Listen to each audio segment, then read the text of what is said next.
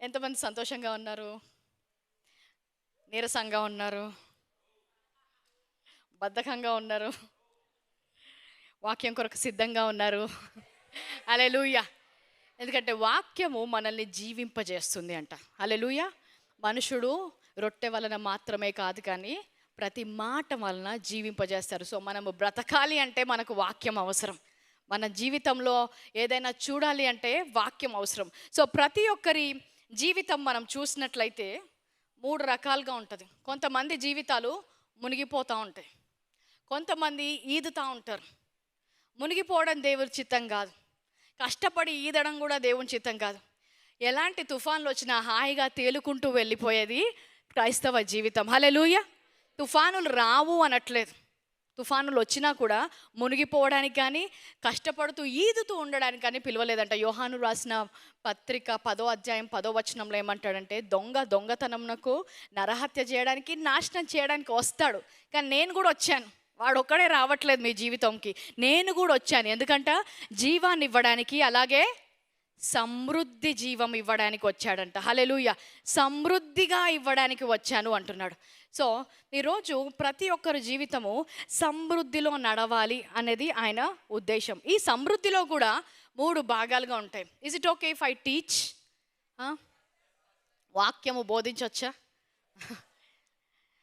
So సమృద్ధిలో కూడా 3 రకాలు ఉంటాయి. అందుకే ఉపమానంలో చెప్తాడు, 30 అంతలు, 60 అంతలు, 100 అంతలు. 30% కూడా సమృద్ధే. అవునా? వాళ్ళు ఏమి పంట లేనివారు కాదు. పంట ఉంది, కానీ ఎంత ఉంది? 30% ఉంది. 60% కూడా సమృద్ధి. ఏమి లేనివాడు కంటే 60% బెటరే కదా.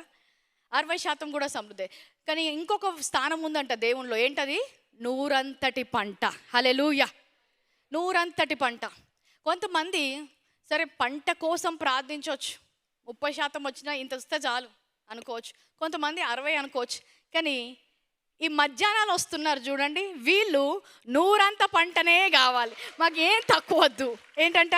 కేవలం ఉత్తమమైన చిత్తం తెలుసుకోవడం మాత్రమే కాదు, అనుకూలమైన చిత్తం తెలుసుకోవడం మాత్రమే కాదు, దేవుని యొక్క పరిపూర్ణ చిత్తం మేము తెలుసుకోవాలి. హల్లెలూయా! నేను మొన్నటి దినాన వాక్యంలో చెప్పాను, దేవుని చిత్తము తప్పకుండా అందరి జీవితంలో మంచి జరగాలని. దేవుని చిత్తము లేకుండా వెంట్రకాయలా రాలదు అంటారు. కరెక్టే. అంటే నీ వెంట్రకాయలు రాలిపోవాలన్నది ఆయన చిత్తమా? ఆయన చిత్తం ఏంటి? మంచి జరగాలని. కానీ అందులో పర్మిసివ్ విల్ అంటారు. కొన్ని నేను మొన్న ఒక ఉదాహరణ చెప్పాను. ఆకలేస్తుంది, బిర్యానీ పెట్టుంటే కాసేపు ఆగు అంటే ఆగలేనప్పుడు ఏదో మధ్యలో ఇస్తే వాడు కడుపు నింపేసుకుంటాడు. నింపేసుకున్నాక ఇప్పుడు బిర్యానీ వచ్చాక తినడానికి చోటు లేదు. ఇప్పుడు బిర్యానీ రాలేదని అప్పుడు ఏడవద్దు. సో దేవుడు సంపూర్ణ చిత్తము కోసము తెలుసుకొని దాన్ని అనుభవించక ముందే అనుకూలమైన చిత్తము, ఉత్తమమైన చిత్తం. కాబట్టి ఒక ఎగ్జాంపుల్ చెప్తా వినండి. వివాహములో తప్పకుండా దేవుని చిత్తం ఏంటి? అన్యజనులతో మీరు సహవాసము చేయకూడదు. You should not be unequally yoked అంటాడు. అవునా?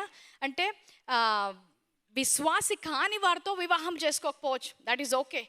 You are not being unequally yoked, but is it the perfect will of God? విశ్వాసంలో కూడా ఎవరిని స్టే చేసుకోవాలనేది దేవుని చిత్తం అడగాలి. అర్థమవుతుంది కదా? కేవలము విశ్వాసి అనగానే వెళ్ళిపోయి పెళ్లి చేసుకోరు. విశ్వాసుల్లో కూడా ఎలాంటి విశ్వాసి? కేవలం పేరు జాన్ అని ఉన్నందుకు, జాన్స్ నేమ్ అనట్లేదు, ఉదాహరణ, ఎవరైనా జాన్ అని ఉంటే అఫెండ్ అవ్వకండి. జాన్ అని ఉన్నంత మాత్రాన దేవుని శిష్యుడు యోహాన్ అంత గొప్ప భక్తుడు కాకపోవచ్చు. ఎందుకంటే క్రైస్తవ కుటుంబంలో పుట్టాడు కాబట్టి ఆయనకు యోహాన్ అని పేరు పెట్టారు. క్రైస్తవ కుటుంబంలో పెట్టాడు, వాళ్ళ అమ్మకి బంగారం వేయాలని ఉంది, సిలువ వేసి ఒక చైన్ వేసి కాలేజీకి పంపిస్తుంది. సిలువను చూసి ఆయన మహా క్రైస్తవుడని మోసపోని అవసరం లేదు. చాలామంది ఏమనుకుంటారు, సరే క్రైస్తవ కుటుంబంలోంచి వచ్చాడు, క్రైస్తవ పేరు ఉంది, అంతా బాగానే ఉంది, దేవా నేను ఈ వ్యక్తిని పెళ్లి చేసుకోవాలనుకుంటున్నాను. అలౌ చేస్తాడు కొన్ని, అనుకూలమైన చిత్తం. కానీ ఎలాంటి వ్యక్తి అయినా సరే, ప్రభువా నీ చిత్త ప్రకారం ఎవరై ఉన్నారో వారిని నాకు బయలుపరచుము. హల్లెలూయా! సో మరి జాన్ బిర్యానీయో బ్రెడ్ ఆమ్లెటో తర్వాత అర్థమవుతుంది అనమాట. సో ఇప్పుడు ఇది అనుకూలమైన చిత్తమా, దేవుణ్ణి నేను అడిగి పొందుకుంటున్నానా, లేకపోతే దేవుని పరిపూర్ణమైన చిత్తమా? ఎలా తెలుసుకోవాలి అంటే రోమీలకు రాసిన పత్రిక 12వ అధ్యాయం 2వ వచనం. రోమీలకు రాసిన పత్రిక 12:2. ఈ లోక మర్యాదను అనుసరింపక ఉత్తమమును అనుకూలమును సంపూర్ణమై ఉన్న దేవుని చిత్తమేదో పరీక్షించి తెలుసుకొనున్నట్లు మీ మనసు మారి నూతన మగుట వల్ల రూపాంతరము చెందుడి. ఆయన చిత్తం ఏంటో మనం పరీక్షించి తెలుసుకోవాలంట. ఇప్పుడు పర్ఫెక్ట్ విల్ అంటే ఏమన్నా 100 అంటే అంతా కూడా దేవుని చిత్త ప్రకారమే జరుగుతుంది. లేదు దేవుని చిత్తం లేకుండా ఏది జరగదు అంటే, మరి దేవుని చిత్తం లేకుండా ఎవరు కూడా నశించకూడదు. అందరినీ రక్షించడానికి యేసుక్రీస్తుని పంపించాడా? కొందరి కొరకే యేసుక్రీస్తుని పంపించాడా? యోహాను సువార్త 3:16 లోకమును ఎంతో ప్రేమించను, ఎవ్వరూ నశించకూడదనేది దేవుని చిత్తం. కానీ నశిస్తున్నారా? మరి దేవుని చిత్తము అంటే సావరనిటీ అంటాం. అంటే ఆయన అంత సార్వభౌమం గల అధికారము గల వ్యక్తి. ఆయన మాట్లాడితే ఏదైనా జరిగినప్పుడు ఎవ్వరూ నాశనం కాకుండా ఎందుకు ఆపలేకపోతున్నారు? ఎందుకంటే ఈ సృష్టిలో దేనికి లేనిది మానవుడికి దేవుడు ఇచ్చాడంటే తెలుసా? వారి ఫ్రీ విల్. అంటే నీకు ఒక చిత్తాన్ని ఇచ్చాడు. రోబోట్స్ని క్రియేట్ చేయలేదు. పైనుంచి ఫీడ్ చేసి 10 years అప్పుడు ఇలాగ ఉండాలి, 20 years అప్పుడు ఇట్లా ఉండాలి అంటే, మన వాడుక భాషలో చెప్పాలంటే తలరాత రాసి పంపిస్తాడు. ఈ తలరాత ఏంటి? 10 సంవత్సరాలకి వీళ్ళ నాన్న చనిపోతాడు, 12 సంవత్సరాలకి ఇది అవుతుంది, 15 సంవత్సరాలకి ఇది అవుతుంది, 23 సంవత్సరాలకి పెళ్ళి అవుతుంది, 20 సంవత్సరాలకి విడాకులు అవుతుంది అన్నీ అప్పుడే రాసి పంపాడు. అప్పుడే రాసి పంపితే అంటే దేవుడేంటి? కొంతమంది జీవితంలో మంచి రాస్తున్నాడు, కొంతమంది జీవితంలో చెడు రాస్తున్నాడు. కొంతమంది నరకానికి వెళ్ళాలని రాసి పంపుతున్నాడు, కొంతమంది పరలోకానికి వెళ్ళాలని రాసి పంపుతున్నాడు. ఇప్పుడు ఆయన రాసి పంపుతున్న తర్వాత మళ్ళీ యేసుక్రీస్తుని మధ్యలో ఎందుకు పంపించాలి? అంటే ఆయన చిత్తానికి వ్యతిరేకంగా యేసుక్రీస్తుని పంపించాడా? అందరూ రక్షించాలి అంటే మరి నువ్వు తలరాత అందరికీ రాయలేదు కదా రక్షించబడాలి అని. అర్థమవుతుందా? సో ఎందుకు ఇలాంటి ఆలోచనలు వస్తాయంటే, ఈ లోకము, గో బ్యాక్ టు Romans 12, ఈ లోకం మర్యాదను అనుసరింపక, ఈ లోకంలో అనేకమైన మాటలు ఉన్నాయి, ఈ లోకంలో తత్వవేత్తలు ఉన్నారు, శాస్త్రవేత్తలు ఉన్నారు, జ్ఞానులు ఉన్నారు, వారికి తెలిసిన ఎన్నో రకాలైన మర్మాలు ఉన్నాయి. సో వారికి ఉన్న అనుభవాలను బట్టి వారు కూడా చూడండి, ఈ లోకంలో దేవుని ఆత్మ మాత్రమే కాదు, దురాత్మ కూడా ఉంది. దురాత్మకు కూడా కొన్ని జ్ఞానం ఉంది. ఈ జ్ఞానము ద్వారా వారికి కొన్ని ఫిలాసఫీస్ ఇస్తారు. ఆ ఫిలాసఫీస్ మనుషులకి చరిత్రకారులు వారి పుస్తకాల్లో రాసినప్పుడు ఈ పుస్తకాలు చదివి వీళ్ళు మొదలు పెడతారు. ఇదంట తలరాత ఉంటుందంట, దేవుడు రాసిన తర్వాత ఏమీ చేయలేడు, దేవుని రాత ఎవరు మార్చలేరు. నిజంగా దేవుడు మనల్ని నరకానికి పంపాలని కొంతమందికి రాస్తే అలాంటి దేవుణ్ణి మనం ఎలా పూజిస్తాం? అలాంటి దేవునికి మనం ఎలాగ ప్రమాణం చేస్తామో, లేకపోతే ఎలాగా ఆయనను వచ్చి ఆరాధించగలుగుతాం? ఈ దేవుడు మంచి దేవుడు, అందరికీ మంచి రాశాడు అని నువ్వు నమ్మితే, సో దేవుడి నుంచి ఏం ఫాల్ట్ లేదు. మనుషునికి ఒక చిత్తం ఉంది. ఆదాము అవ్వలను సృష్టించినప్పుడు మీరు ఫలించి అభివృద్ధి చెంది విస్తరించి అన్నిటిపై కూడా అధికారము కలిగి ఉండాలి అని చెప్పాడు.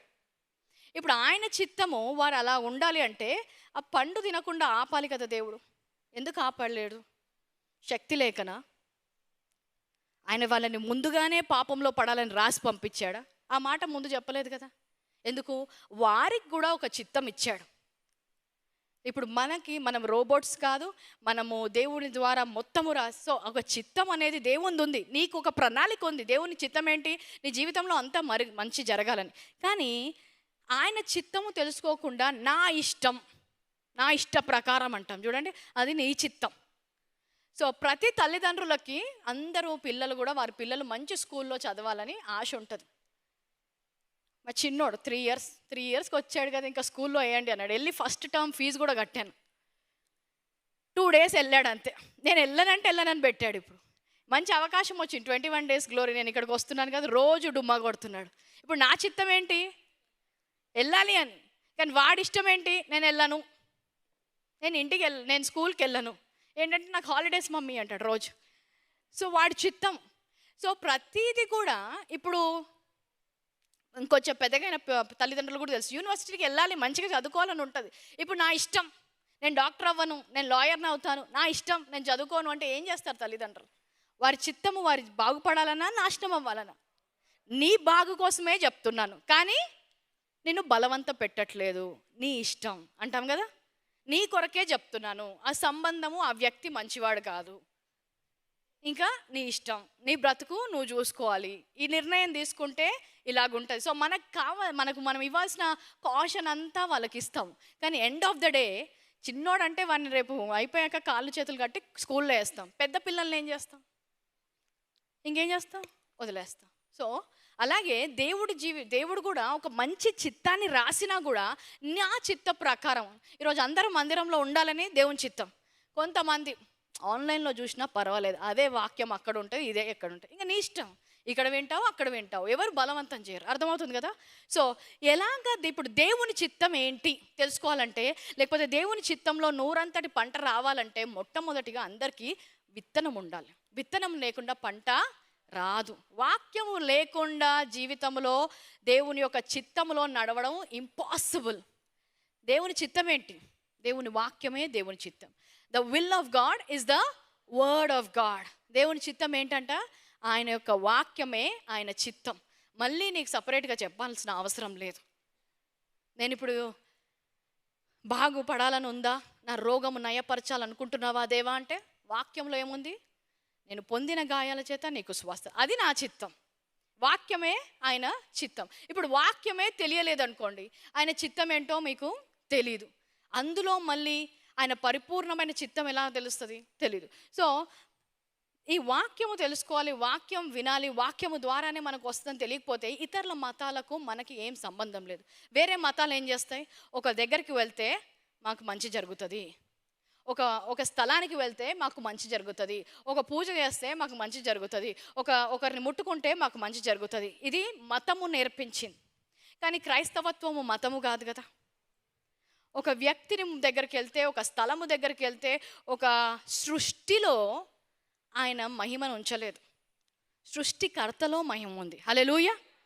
సృష్టిని ఆరాధించే వారము కాదు మనము, సృష్టికర్తను ఆరాధించే వాళ్ళం. హల్లెలూయా. సో సృష్టికర్త వచ్చినప్పుడు ఏం చెప్తాడు? సృష్టిని ఆరాధించే వారికి ఎలాగుంటుందంటే వారు మూఢనమ్మకాల్లో ఉంటుంది. So religion will lead you to superstition. మతము ద్వారా ఏంటి? మూఢనమ్మకాలు. ఏంటి? వారి భయం వల్లనో లేకపోతే వారికి వచ్చిన ఆచారాల వల్లనో కొన్ని ఉంటాయి. ఇప్పుడు భారతదేశంలో మనకు అన్ని దేశాల్లో ఉండదు అనుకుంటున్నాను నేను. ఎందుకంటే భారతదేశంలో ఏంటి, ఒక నల్ల పిల్లి అడ్డొచ్చింది అనుకోండి, అందరికీ తెలుసు, ఇది అందరికీ తెలుసు. ఎందుకు? ఇక్కడ అందరికీ ఈ లోక మర్యాదనే అది. మనం ఉండే దగ్గర నల్ల పిల్ల అడ్డొస్తే వెళ్ళొద్దు, ఏమవుతుంది? మంచి జరగదు. సో వెనక్కి వెళ్తారు. లేకపోతే ఈ కొత్తగా నేను తెలుసుకున్నాను ఒకటి, ఒక అద్దం పగిలితే అంటే 7 తరాల వరకు శని ఉంటుందంట, ఏదో 7 సంవత్సరాల శని సంథింగ్. సో ఇవన్నీ ఏంటి? మూఢనమ్మకాలు. ఈ మూఢనమ్మకాల వల్ల, ఈ మతపరమైన ఆలోచనల వల్ల ఇది ఓకే, నేను ఇప్పుడు నల్లపిల్లి ముందర దాటినప్పుడు నేను వెళితే ఏమవుతుంది? మంచి జరగదు. సో దేవుని చిత్తం అదా? కానీ మతము నేర్పించిన దాన్ని బట్టి ఏమంటారు? అర్థం పర్థం లేని ఆచారాలు పాటిస్తారేంటి మీరు అంటారు. అర్థం పర్థం లేని ఆచారాలకు అంటే సూపర్స్టిషన్స్కి సూపర్ న్యాచురల్కి తేడా ఉంటుంది. Hallelujah. Christ will lead us to supernatural, religion will lead us to superstitions. మత ఆచారాలే చేసుకుంటూ వెళ్తే ఈ భయాలు లేదంటే ఈ యొక్క మైండ్ సెట్ దాని ద్వారా నడిపిస్తుంది. ఒక ఉదాహరణ చెప్తా చూడండి. యేసుక్రీస్తు సూపర్ న్యాచురల్ థింగ్ ఒకటి చేశాడు, అతీతమైంది. అంటే సూపర్ న్యాచురల్ అంటే ఏంటి? సాధారణంగా ఈ లోకములో జరిగేదానికంటే భిన్నంగా చేయగలుగుతాడు. ఓకే, ఈ లోకములో నీళ్ళపై ఎవరు నడవలేరు, కానీ యేసుక్రీస్తు నడిచాడు. అది మూఢనమ్మకం కాదు. నేను ఐ ఎక్స్ప్లెయిన్ ఇట్. చూడండి, యేసుక్రీస్తు చనిపోయినప్పుడు అరిమత్తయి యోసేపు అనే ఒక వ్యక్తి సమాధిలో పెట్టారు. అది యేసుక్రీస్తు సమాధి కూడా కాదు. ఆ సమాధిలో పెట్టినప్పుడు ఆయన సమాధిని జయించి పునరుత్థాన శక్తితో లేచాడు. హల్లెలూయా. అదేంటి? అది అతీతమైన కార్యం, దానిలో మనం నమ్మకం వస్తున్నాం. కానీ ఇప్పుడు మతపరంగా ఆలోచించామనుకోండి, సమాధి దగ్గరికి వెళ్ళారు, ఇప్పుడేంటి? ఎక్కడుంది శక్తి? క్రీస్తును లేపింది సమాధి కాదు. క్రీస్తు అరిమత్తయి యోసేపు సమాధిలో ఉంటే అరిమత్తయి యోసేపు సమాధిలోంచి లేచేవాడు, పేతురు సమాధి ఉంటే పేతురు సమాధిలోంచి లేచేవాడు. అర్థమవుతుంది కదా. కానీ ఇప్పుడు మతపరమైన ఆలోచనతో ఏమవుతుంది? ఇప్పుడు క్రీస్తుని లేపింది, క్రీస్తును ఇందాక జస్ట్ వాంట్ టు క్లారిఫై, ఇందాక ఒకరు అడిగారు, చనిపోయిన వారు లేచారా? చరిత్రలో లేచారు, కానీ ఎవరో ఒకరిని వాళ్ళు లేపాల్సి వచ్చింది. కానీ యేసుక్రీస్తు ఒక్కడే తనను తాను ఆత్మ ద్వారా పునరుద్ధానములోకి నడిపించాడంట. హల్లెలూయా. సో క్రీస్తును లేపింది ఏంటి? ఆత్మ, సమాధి కాదు. ఇప్పుడు మతపరంగా ఆలోచించాడు అనుకోండి, ఆ మతపరంగా అక్కడికి వెళ్తాం, సమాధి దగ్గరికి వెళ్ళగానే ఇప్పుడు ఆ సమాధిని ఆరాధిస్తారు, ఆ మట్టి తీసుకొని వస్తుంటారు. మట్టిలో లేదు మహిమ. అందరం ఇజ్రాయెల్కి వెళ్ళినగానే మట్టి మట్టి మట్టి మట్టి మట్టి మట్టి మట్టి తీసుకోవద్దు అనట్లేదు, ఆచార రీతిగా తీసుకోవద్దు. అక్కడికి వెళ్ళినప్పుడు నీకు జ్ఞాపకం ఉండాల్సింది ఏంటంటే, ఒకసారి మళ్ళీ తిరిగి జ్ఞాపకం చేసుకోవాలి. ఒక వ్యక్తి కొన్ని సంవత్సరాల క్రితం ఇక్కడ జీవించాడు, మరణించాడు, కానీ ఆ సమాధి ఖాళీగా ఉంది. పునరుత్థాన శక్తి ద్వారా లేపబడ్డాడు. అదే పునరుత్థాత్మ ఆత్మ నాకు ఇవ్వబడింది. హల్లెలూయా. సో ఈ స్థలములో ఉన్నప్పుడు నేను నమ్మి విశ్వసిస్తున్నాను, ఏదైతే ఆయనకు జరిగిందో నా జీవితంలో కూడా జరగవచ్చు. అక్కడి నుంచి నువ్వు ప్రార్థన చేయొచ్చు, ప్రభా ఈ స్థలములో నువ్వు పునరుత్థానము చూసావు ప్రభా, నేను నమ్ముచున్నాను, ఆ ఆత్మ నాలో ఉంది అని. ఈరోజు భారతదేశంలో ఉన్న నా కుటుంబం కోసం ప్రార్థిస్తున్నాను, నా బిజినెస్ కోసం ప్రార్థిస్తున్నాను, నా శరీరంలో ఉన్న అవయవాల కోసం ప్రార్థిస్తున్నాను. పునరుద్ధాన శక్తి వాటిని తాకును గాక అనొచ్చు. హల్లెలూయా. అర్థమవుతుందా తేడా మతానికి ఇంకా క్రీస్తుకి? సో ఇప్పుడు మతపరంగా ఆలోచిస్తూ ఆచారాలతో వెళ్తే అది ఆచారంగానే మిగిలిపోతుంది, దాని నుంచి రిజల్ట్స్ రావు. అందుకే క్రైస్తవులు అయినప్పటికీ కూడా ఎక్కువగా ఆచారం చేస్తుంటే ఏమైపోయింది, ఇప్పుడు క్రైస్తవత్వాన్ని కూడా అర్థం పర్థం లేని ఆచారాలు, అర్థం పర్థం లేని నమ్మకాలు. ఎవడండి లేసేది? ఎవరికన్నా మాయమవుతాయి ఆ ట్యూమర్స్? ఏం చెప్తారండి వాళ్ళు అంటున్నారు. ఎందుకు? క్రైస్తవులకు వాక్యము లేదు కాబట్టి, జ్ఞానము లేదు కాబట్టి. ముట్టుకుంటే అయిపోతాయా? వాళ్ళని హేళన చేసినట్టే మనల్ని కూడా హేళన చేస్తున్నారు. ఎందుకంటే వాక్యంలో ఉన్న శక్తిని అర్థము చేసుకొని విశ్వాసం పెట్టట్లేదు, ఆచారాన్ని ఆధారంగా చేసుకొని దానిలో విశ్వాసం పెడుతున్నారు. హల్లెలూయా. ఈ టెంట్ ఇక్కడే ఉండొచ్చు, ఈ టెంట్లోకి వస్తే దేవుని మహిమ చూస్తామన్నప్పుడు మహిమ ఎక్కడుంది? టెంట్లో లేదు, నీ యొక్క జ్ఞానంలో ఉంటుంది, ప్రత్యక్ష జ్ఞానంలో. ఎక్కడైతే 2-3 కూడుకుంటారో అక్కడ ఆయన సన్నిధి ఉంటారని చెప్పారు. ప్రభా ఇక్కడ ఇంతమంది ఉన్నామంటే నీ సన్నిధి ఇక్కడ ఉందని నేను నమ్ముచున్నాను. సో నీ సన్నిధిలోకి వచ్చిన వారు అదే రీతిగా తిరిగి వెళ్ళరు కాబట్టి నేను నా ప్రత్యక్ష జ్ఞానముతో అద్భుతాన్ని తీసుకొని వెళ్తున్నాను అనేది ఒక ఆలోచన. లేదంటే అక్కడ టెంట్ ఉందంట, సో వాక్యం విననవసరం లేదు, ఏంటి టెంట్ ముట్టుకోవాలి, ఇక్కడ వేసిన చైర్ ముట్టుకోవాలి, పట్టుకోవాలి, వెళ్ళిపోవాలి. ఇప్పుడు రాకపోతే ఏంటి? అద్భుతాలు జరగట్లేదు, లేదంటే అక్కడ ఏదో తప్పుడు ప్రచారం చేస్తున్నాడు. వాక్యము యొక్క అండర్స్టాండింగ్ ఉంటే దేవుడు నీళ్ళ ద్వారా స్వస్థపరచగలుగుతాడు, ఎవరైనా చెయ్యి వేయడం ద్వారా స్వస్థపరచగలరు, పండిస్తారు, ఏమిస్తారు. కానీ వారికి ఉన్న ప్రత్యక్ష జ్ఞానము, వారికి వాక్యం పైన అవగాహన బట్టి వారు 100 పంట తీసుకుంటారు. Are you understanding this? So when your mindset is not right, you can turn the supernatural into superstition. అతీతమైన కార్యము జరిగినా కూడా దాన్ని ఆచారంగా మార్చేస్తారంటే ఎందుకు? వీరి మనస్సులు మారి రూపాంతరము చెందలేదు కాబట్టి. నేను ఫస్ట్ టైం ప్రెగ్నెంట్గా ఉన్నప్పుడు మా తల్లి చాలా విషయాలు చెప్పేది. పర్వాలేదు, ఇలాగా నొప్పులు వచ్చినా కూడా తట్టుకోవాలి, నార్మల్ డెలివరీ అవుతాయి, నీకు ఎలాంటి ప్రాబ్లం లేదు అని ఎంత చెప్పేదంటే తన విశ్వాసాన్ని కూడా బోధించేది. చూడండి, నాకు 2-3 సార్లు ఇలాగ ఆపరేషన్ టేబుల్ వరకు కూడా తీసుకెళ్ళినా కూడా దేవుడు నా ప్రార్థన అంగీకరించి నాకు ఆపరేషన్ కాకుండా స్వస్థపరిచాడు. విశ్వాసాన్ని బోధించడానికి ప్రయత్నించేది. కానీ ఫస్ట్ టైం ఏమైపోయిందంటే నేను ఆ నొప్పులు వచ్చినప్పుడు తట్టుకోలేకపోయాను. మా అమ్మగారు ఏం చెప్పారు, ఏం చేశారు, ఏమీ చూడలేదు. సో సర్జరీ, సి సెక్షన్ అయింది. అప్పుడు అవగాహన లేదు. ఇప్పుడు కేవలం ఆచారం ద్వారా మమ్మీకి చేసిన దేవుడు నాకు చేస్తాడన్న విశ్వాసము నాకు వాక్యము నుంచి రాలేదు. ఆచారం ఏంటి, మా అమ్మమ్మకి సర్జరీ కాలే, ఆమెకి సర్జరీ కాలే, నాకు సర్జరీ కాలే, ఓన్లీ నీ ఆచార ప్రకారం వెళ్ళాను అనుకో, ఆ రోజు నాకు విశ్వాసం ఉండేది కాదు, నేను నా బిడ్డను కోల్పోయే అవకాశం కూడా ఉంది. కానీ రెండవసారి ఎప్పుడైతే నేను ప్రెగ్నెంట్ అయ్యానో అప్పుడు వాక్యము ద్వారా నింపబడ్డాను. వాక్యం ద్వారా నింపబడ్డైన తర్వాత ఇప్పుడు మా మమ్మీ చెప్పినా చెప్పకపోయినా అప్పుడు అందరూ ఫస్ట్ టైం సి సెక్షన్ అయితే next time C section, normal delivery అవ్వదు అవ్వదు అవ్వదు అని చెప్పారు. కానీ ఈసారి ఆయన సంపూర్ణమైన చిత్తం ఏదో తెలుసుకున్నాను. వాక్యం చదువుతుంటే ఆదికాండంలో ఒక మంచి వాక్యం చూపించాడు దేవుడు. ఏంటి? అవ్వకి వచ్చిన శాపం ఏంటి? నీ పురిటి నొప్పులు అధికమవుతాయి, అది శాపం. నేను విమోచింపబడ్డదానను, సో నా నొప్పులు అధికముగా ఉండకూడదు, నేను నార్మల్గా కనగలాలి అని ఎప్పుడైతే ప్రత్యక్ష జ్ఞానము ద్వారా వెళ్ళానో విశ్వాసముతో నార్మల్ డెలివరీ ఇచ్చాడు, నార్మల్ బేబీని ఇచ్చాడు. హల్లెలూయా. సో ఆచార ప్రకారంగా చేసామనుకో అది ఫలించదు. ఇప్పుడు చాలామంది వాక్యాన్ని ధ్యానించకుండా ఆచార ప్రకారం వస్తే ఏదో అవుతుందంటే ఇక్కడేదో అవుతుంది, లేదు లేదు. వాళ్ళకి మనకున్న తేడా ఏంటి? మనం వాక్యం ఇక్కడ ఎందుకు బోధించాలి? విశ్వాసము రావడానికి. కానీ ఎక్కువగా ప్రార్థన లైన్లో నిల్చున్న వాళ్ళు ఎక్కువ సార్లు ఎవరు తెలుసా? వాక్యం వినని వారే. ఈ ప్రేయర్ లిస్ట్ ఉంది కదా, ప్రేయర్ రిపీట్ ప్రేయర్ ఎవరిది ఉంటుంది తెలుసా? వాక్యం వినని వాళ్ళదే. ఎందుకంటే విత్తనము లేకుండా ఫలితం లేదు. మరలా గంటలు మాతో మాట్లాడి మళ్ళీ మాతో ప్రార్థన చేసుకొని మళ్ళీ అక్కడికే వెళ్ళేవారు ఎవరు తెలుసా? వాక్యం వినని వారు. చెప్తాం, వాక్యం వినండి, ఇంటికి వెళ్ళాక మళ్ళీ వినండి, నోట్స్ తీసుకోండి, అందులో ఏముందో రాసుకోండి. ఎందుకంటే వాక్యమే ఆయన చిత్తం. ఆయన చిత్తములో నడిచినప్పుడు తప్పకుండా నూరంతటి పంట మనకు ఉంటుంది. హల్లెలూయా. సో మోషే జీవితంలో కూడా, మనము ఇజ్రాయెల్ వాళ్ళ జీవితంలో కూడా సినాయి పర్వతం మీదకి వెళ్తాడు.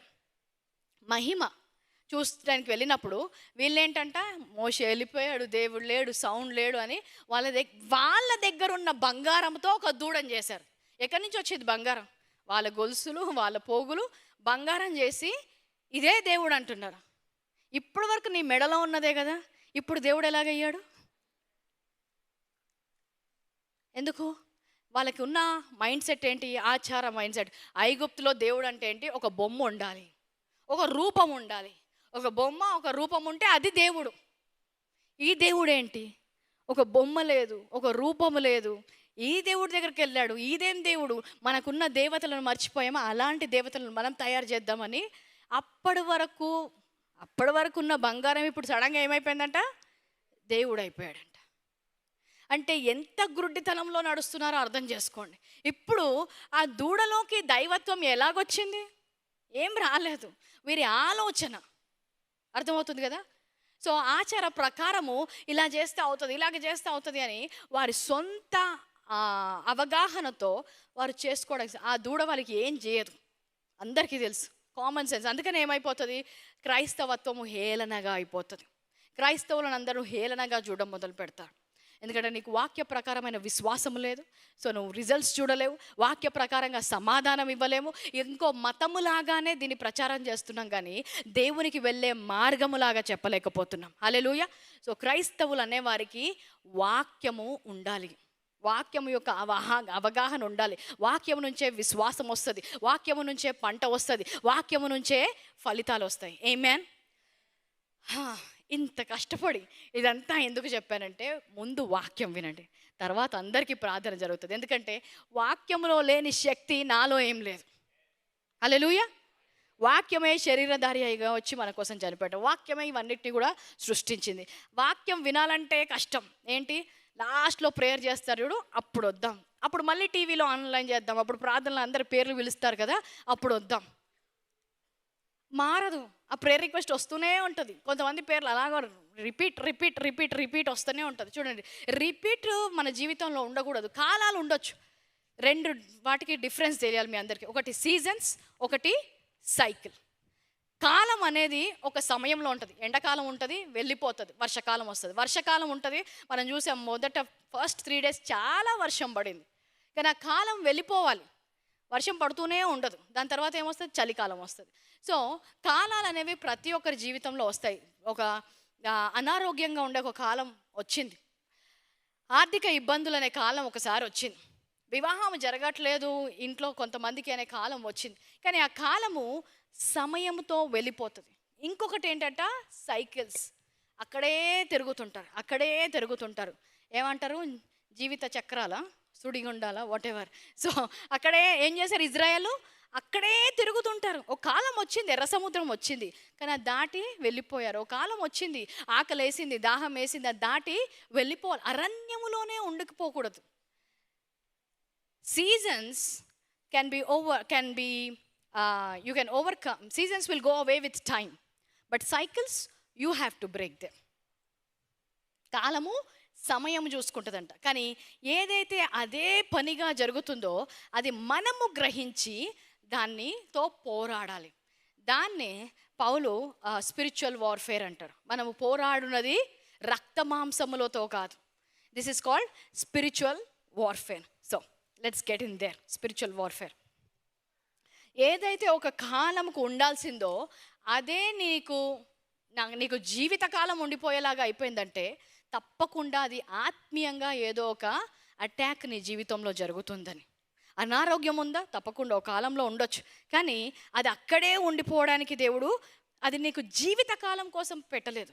నేను ముందున్న వాక్యాలు మీకు వివరిస్తుండగా అర్థమవుతుంది. నిన్న మనము దేవుని వాక్యములోంచి నంబర్స్ చాప్టర్ 13 అంటే సంఖ్యాకాండం 13వ అధ్యాయంలో ఇజ్రాయేలు జనాంగము ఎలాగా వారు అక్కడే తిరుగుతూ కాడెష్ బర్నియా అంటే ఇంకా ఇది దాటితే అక్కడ వాగ్దాన దేశం ఉందంట. ఇండియాకి పాకిస్తాన్కి మధ్యలో లైన్ ఆఫ్ కంట్రోల్ అని ఉంటుంది. ఓకే, అది దాటితే అటు పాకిస్తాన్, ఇటు వస్తే ఇండియా. సో అంతవరకు వెళ్ళారంట. ఎక్కడి నుంచి? హైదరాబాద్ నుంచి నడుచుకుంటూ కాశ్మీర్ దాటి లైన్ ఆఫ్ కంట్రోల్ దాకా వెళ్ళారు. ఇప్పుడు అక్కడికి వెళ్ళాక పాకిస్తాన్కి వెళ్ళమంటే అమ్మో ఎందుకు నడిచాం మరి ఇన్ని రోజులు, ఇదంతా కూడా ఎక్కడికి తీసుకొచ్చాడు అనుకుంటా. ఇక్కడ నేను ఉండవు, ఇక్కడ మాత్రం మా వల్ల కాదు అంటున్నారంట. కాదేశ్ బర్నియా దగ్గరకు వచ్చాక ఇది వాగ్దాన దేశం, ఏదో వారు సొంతంగా వారు నిర్ణయించుకున్న దేశం కూడా కాదు. అంటే దేవుడే ఇచ్చిన వాగ్దాన దేశం అది. వాగ్దాన దేశం అన్నప్పుడు కూడా క్రైస్తవులు చాలామంది పరలోకం అనుకుంటారు. వాగ్దాన దేశం అనేది దేవుడు మీకు ఇచ్చిన వాగ్దానాలు. నీవు ఈ లోకములో అన్నిటినీ జయిస్తావు, ఒక వాగ్దానం. ఆ వాగ్దానంలో నువ్వు నడవాలి.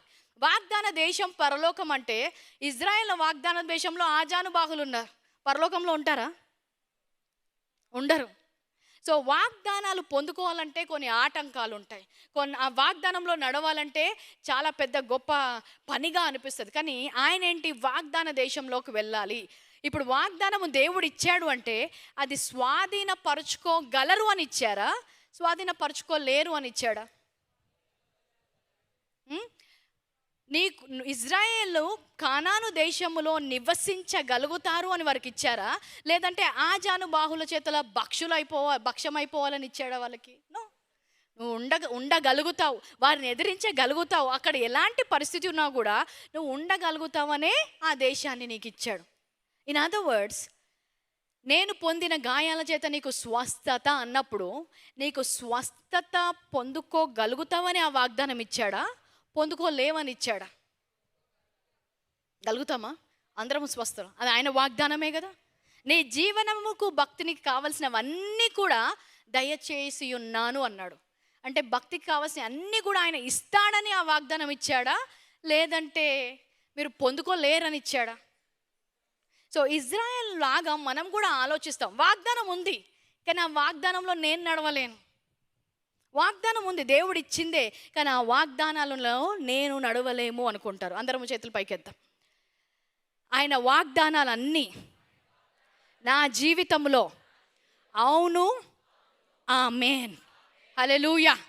సో వాగ్దానాల్లో మీరు నడవగలుగుతారు కాబట్టే వాగ్దానాన్ని ఇచ్చాడు. They are thinking they are not capable of what they are called to. దేనికోసమైతే పిలువబడ్డామో దానిలో మేము నడవలేము అని వాళ్ళు అనుకుంటున్నారు. కానీ ఇక్కడి నుంచి చరిత్ర కాబట్టి మనం వెనక సైడ్ చూసినామైతే మనకు నవ్వు వస్తుంది వాళ్ళని చూస్తే.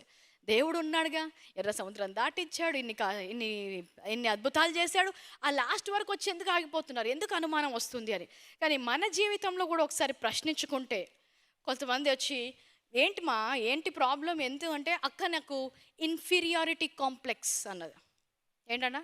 ఇంట్రోవర్ట్, కొత్త పేర్లు ఇప్పుడు అది ఏంటంటే ఒక స్టేటస్ లాగా. ఆమె description, Instagram profile description, Facebook description ఏంటి? నేను ఇంట్రోవర్ట్.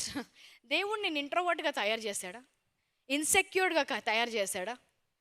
తయారు చేయలేదు. సో పేరు బాగానే ఉంది, బాగా ఇచ్చాం, ఇంట్రోవర్ట్ వాట్ ఎవర్, ఏదో ఫోబియాస్ పెడుతున్నారు ఈ మధ్య, I don't know what ever it is. పేరు బాగుంది కానీ అది ఎక్కడి నుంచి వచ్చింది? నేను బలహీనుడని అని నువ్వు చెప్తున్నావు, ఎక్కడి నుంచి వచ్చింది ఆ బలహీనత? తల్లి గర్భంలో నిన్ను రూపించినప్పుడు బలహీనులుగా చేయలేదే, ఎక్కడి నుంచి వచ్చింది? నా జీవితంలో కూడా ఒక ఫేజ్లో వెళ్ళాను, నేను కూడా ఇంట్రోవర్ట్, నేను మాట్లాడలేను. ఎప్పుడైనా పాస్టర్ గారు నా మైక్ ఇచ్చి మాట్లాడితే నాకు అసలు మాట్లాడడం రాదు. ఇంజక్షన్ ఇస్తే ఎక్కడంటే అక్కడ కూర్చోగలుగుతాను, కానీ మైక్ ఇస్తే నేను మాట్లాడలేను అనుకునే. ఒకరోజు పేరు ఇచ్చాను కానీ అంటే నాకు ఏదైతే భయం ఉందో దానికి ఒక పేరు ఇచ్చాను. ఏంటి? నేను భయస్తురాలిని, నేను ధైర్యంగా మాట్లాడలేను. కానీ ఎక్కడి నుంచి వచ్చింది నాకు ఈ భయం అని ఆలోచిస్తున్నాను. ఒకరోజు మా మమ్మీ వాళ్ళ ఇంటి దగ్గరికి వెళ్ళినప్పుడు నా ఫొటోస్ అన్నీ చూస్తున్నాను. యూకేజీలో ఇంత చిన్నగా ఉన్నాను, నాకు ఏదో కట్టేసి పెట్టేసి మైక్ ఇచ్చారు, దన్న స్పీచ్ ఇస్తున్నాను. నేను ప్రభా, యూకేజీలోనే నేను స్పీచ్ ఇస్తున్నాను, ఇంత పెద్దగా అయిన తర్వాత మైక్ పట్టుకొని మాట్లాడాలంటే భయం ఎందుకు వస్తుంది నాకు? ఎక్కడి నుంచి వచ్చింది ఈ భయము? ఎందుకు నేను భయస్తురాలుగా అయ్యాను? ఎక్కడి నుంచి వచ్చింది ఈ సిగ్గు? ఎక్కడి నుంచి వచ్చింది నాకు మనుషులను చూస్తే భయము అని నాకు నేను ప్రశ్నించుకోవడం మొదలు పెట్టినప్పుడు దేవుడు నాకు చూపించాడు. ఎలాగైతే సాతాను వేరే వేరే సంఘటనల ద్వారా నాకు ధైర్యము లేదు, నేను ఇతరుల ముందు నిల్చోలేనని ఒక భయాన్ని నా లోపలికి పెట్టింది. సో ఈరోజు కూడా జర్నల్స్, ఎంతమంది దగ్గర జర్నల్స్ ఉన్నాయి చూపుతారా? ఈ జర్నల్స్ మీకు ఇచ్చింది కేవలము గాలుపుకోవడానికి కాదు, సెగ్మెంట్లో రాసుకోవడానికి కాదు. మనము మనస్సు గురించి నిన్న ఆలోచించాం. ప్రాణము, మనస్సు, ఆత్మ, 3. మనస్సులో నిన్న చెప్పాం there is knowledge, emotions and will, that is one side. ఇంకొక సైడ్ మనం ఏం చూస్తామంటే there is conscious, there is subconscious and there is memory. తెలుగులో ఎవరన్నా అనువాదించి చెప్పండి. సో ఏముంటుందంటే సబ్ కాన్షియస్ మైండ్ ఉంటుంది, కాన్షియస్ మైండ్ ఉంటుంది, ఒకటి మెమరీ ఉంటుంది. అంటే ఒకటేమో మనం తెలిసి చేస్తాం, ఒకటి తెలియకుండానే చేస్తాం. చూడండి, మా అమ్మమ్మ కేక్ కట్ చేసినప్పుడు కేక్ పెట్టమంటే ఇట్లా పెట్టకపోయేది, ఇట్లా పెట్టేది. ఎందుకు? అన్నం పెట్టడం అలవాటు అయిపోయి కేక్ పెట్టమన్నప్పుడు కూడా మీరు చాలామందిని చూడండి, పెద్దవాళ్ళు ఏం చేస్తారు? సబ్ కాన్షియస్గా, ఎందుకు? అది వారికి మనసులో ఎక్కడో ఆ అలవాటు ఉండిపోయింది. ఏది పెట్టమని, అమ్మమ్మ ఇది అన్నం కాదమ్మమ్మ, ఇది కేక్, అలా పెడతావేంటన్నా కూడా ఇట్లా పెట్టేది అనమాట మాకు. అదేంటి? Sub conscious mind. మీకు తెలియకుండానే కొన్ని అందులో ఉంటాయి. ఇంకొకటి మెమరీ అంటే అందరికీ తెలుసు, జ్ఞాపక శక్తి, జ్ఞాపకాలు. కొంతమంది మెదడులో 265 GB మెమరీ ఉంటే అంతా కూడా ట్రాషే, మొత్తం ఆల్ట్ కంట్రోల్ డిలీట్ నొక్కాల్సిన మెమరీసే ఉంటాయి, అనవసరమైన అన్నీ కూడా అందులో ఉంటాయి. సో జ్ఞాపకాల ద్వారా, మీకున్న చేదు అనుభవాల ద్వారా అనుకోకుండా మీకు కొన్ని మీ మనస్సులో మిగిలిపోతాయి. కానీ మనం చూసేది ఏంటి? కాన్షియస్. అంటే మనం ఇప్పుడు కూర్చున్నప్పుడు ఓకే పాస్టర్ గారు ఉన్నారు, సో సరిగ్గా కూర్చోవాలి, సంఘంలో ఉన్నాము, సరిగ్గా ఉన్నాము, అలాగే. కానీ ఇంట్లో ఉన్నప్పుడు మనం అంత ఆలోచించాం. ఎందుకంటే సబ్ కాన్షియస్గా కొన్ని చేసేస్తూనే ఉంటాం. సో మైండ్లో ఏముంటాయి? ఈ 3 థింగ్స్ ఉంటాయి: consciousness, sub consciousness and memory. So ఈ సబ్ కాన్షియస్ మైండ్లో మీకు తెలియకుండానే కొన్ని బలమైన దుర్గాలు ఏర్పడి ఉంటాయి. ఇజ్రాయేళ్లకు ఏంటి? వారు బానిసల్లాగా ఉన్నారు కాబట్టి సబ్ కాన్షియస్గా కొన్ని వచ్చేస్తాయి. బలమైన వ్యక్తిని చూడగానే వాళ్ళకి ఫరో గుర్తొస్తాడు.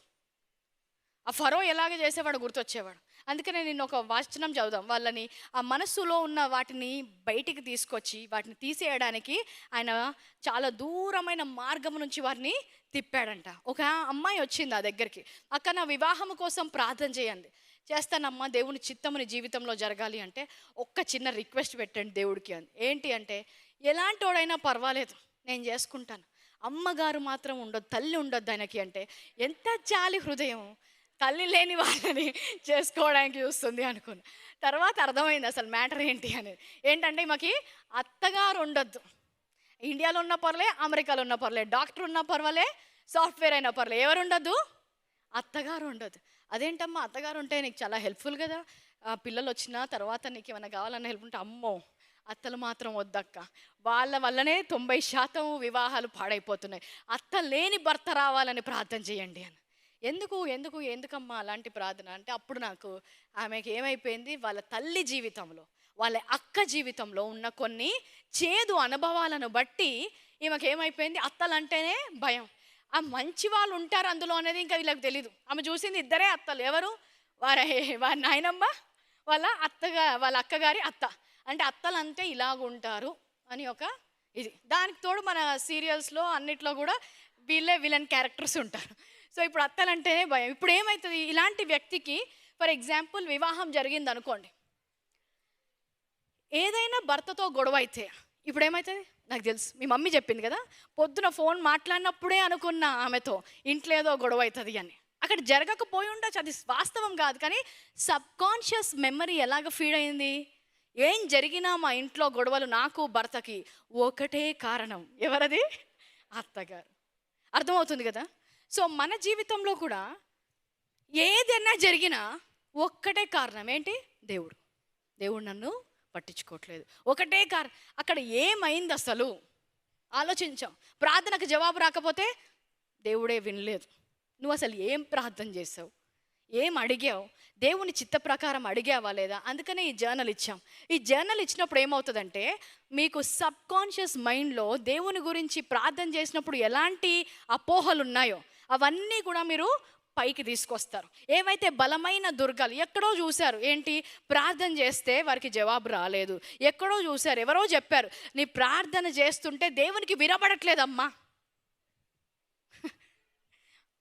మా కుటుంబంలో ఒకరికి చెప్పారు, నీ మోకాలు నల్లగయ్యే వరకు ప్రార్థన చేయకపోతే నువ్వు ప్రార్థనకు జవాబు పొందుకోలేవు అని.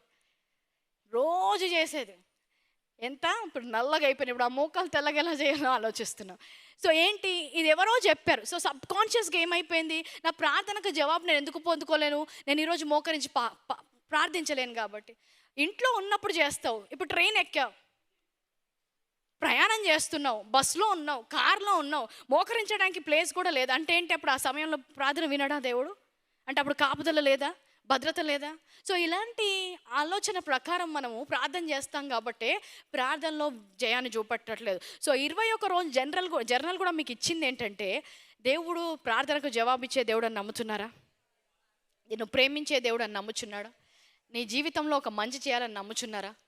నమ్మితే నా ప్రార్థనకు జవాబు ఎందుకు రావట్లేదు, ఏ ఆలోచన ఏ అపోహ నాకు దేవుని వలన దేవుని గురించి ఉంది, అది నేను తొలగించుకోవాలి అన్నప్పుడు మీరు ఆ జర్నల్లో క్వశ్చన్స్కి ఆన్సర్ ఇస్తున్నప్పుడు మీకే అర్థమైపోతుంది. సో ఇప్పుడు అవివాహం అయిన వ్యక్తి అత్తగారంటే భయపడే వ్యక్తి కూర్చోబెట్టి మనం చెప్పామనుకో, ఇది కాదమ్మా చూడండి మీ అత్తగారు ఎంత మంచివారో, అప్పుడు అవునండి నాకున్న భయం బట్టి నేను చూసిన వారిని బట్టి ఈమెను కూడా చెడు అనుకున్నాను, కానీ మంచి వాళ్ళు కూడా ఉంటారు అని ఆమెకి అప్పుడు రియలైజేషన్ వస్తుంది. అర్థమవుతుంది కదా? సో ఈ సబ్ కాన్షియస్ మైండ్లో మనకి ఇవన్నీ తిరుగుతున్నప్పుడు ఏమవుతుంది, ఇలాంటి వారే సైకిల్స్లో చుట్టుకుంటారు. ఇజ్రాయెల్ దేశంలో కూడా అదే సైకిల్. బలమైన వాళ్ళని చూడగానే ఓడిపోతాం, ఎవరైనా అడ్డు రాగానే వెళ్ళలేం. ఎందుకు? 400 సంవత్సరాలు ఒక అపోహలో జీవించారు. మేము బలహీనులము, మేము బానిసలము, మేము యుద్ధము కోసము తయారు చేయబడ్డ వారం కాదు. యుద్ధం చేసేవారు ఎవరు? ఐగుప్తు సైన్యం. మేము ఎక్కడ ఉండాలి? ఇటుకలు చేయాలి, వారికి సేవ చేయాలి, అది మేము. సో ఇప్పుడు సడన్గా యుద్ధం చేయమంటే లేదంటే ఏదైనా ముందుకెళ్ళాలంటే భయం. అందుకే ఆ సైకిల్ అదే అరణ్యంలో తిరిగి తిరిగి అక్కడే రాలిపోయారంట. సో మన జీవితంలో కూడా అదే సైకిల్లో ఉండడానికి పిలువలేదు. సో ఇప్పుడు ఈ సైకిల్ని బ్రేక్ చేయడం ఎలాగా చూడండి. ఆ సొలొమోను తన సామెతల్లో రాస్తాడు జ్ఞాని గురించి, అలాగే ఫూల్స్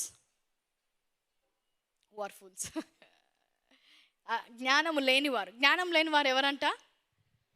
మూర్ఖులు. వారి సొంత శక్తితో వారు చేయగలం అనుకుంటారు, అంటే మూర్ఖత. You cannot come out of a cycle by your own strength. Remember that. You cannot come out of a cycle. నా బలముతో నేను ఇది చేయగలుగుతాను అంటే అది బలము ద్వారా చేయాల్సిన కార్యము కాదు. మొట్టమొదటిగా మీరు అది ఎక్కడి నుంచి వస్తుందో గుర్తించాలి. దాన్ని ఎలాగా నీ బలముతో కాదు. చూడండి 2 కొరింథీయులు 10వ అధ్యాయం 3-5 వచనాలు. సైకిల్స్ తిరుగుతానే వాషింగ్ మిషన్ తిరిగినట్టు డ్రింగ్ అక్కడికే వస్తున్నాం, మళ్ళీ అక్కడే అదే ప్రార్థన వస్తున్నాం, మళ్ళీ అదే. అలాంటి జరిగినప్పుడు తప్పకుండా గుర్తుపెట్టుకోండి, ఇది నేను ఆత్మలో జరిగించాల్సిన కార్యం. నా మనస్సులో ఏదో జరుగుతుంది. శారీరకంగా వచ్చిన అటాక్ కాదు, శారీరకంగా అటాక్ వచ్చింది కాదు. చూడండి, మేము శరీరధారులమై నడుచుకొనుచున్నను, శరీర ప్రకారము యుద్ధము చేయము. మా యుద్ధోపకరణములు శరీర సంబంధమైనవి కావు, కానీ దేవుని ఎదుట దుర్గములను పడద్రోయ జాలనంత బలము కలవై ఉన్నవి. మనం ఎవరము? ఆత్మ. మనకున్న రూపం ఏంటి? శరీరం. సో శరీరంలో శరీరస్తులు పోరాడతారు, కానీ మనం ఆత్మ సంబంధం అయినా కాబట్టి మనము శరీరంలో పోరాడం. కానీ గో బ్యాక్ టు వర్స్ 4. దేవుని ఎదుట దుర్గములను పడద్రోయ జాలినంత బలము కలవై ఉన్నాం. ఇజ్రాయేలు నీ దేవుడు ఐగుప్తులోంచి విడిపించాడు, from Egypt, but for something. నిన్ను రక్షించుకున్నాడు. దేని కొరకు అనేది నువ్వు ఆలోచించాలి. దానిలోంచి చీకటి రాజ్యంలోంచి రక్షించుకున్నాడు, కానీ అక్కడితో ఆపలేదు. దేని కొరకైనా రక్షించు. చూడండి, వారిని ఐగుప్తులోంచి విడిపించు. ఎందుకు? వారు వెళ్ళి నన్ను ఆరాధించాలి. So you are delivered from something for something.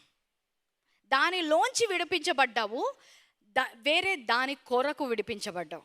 So నువ్వు రక్షించబడ్డావు కరెక్టే, కానీ దేని కొరకు రక్షించబడ్డావు?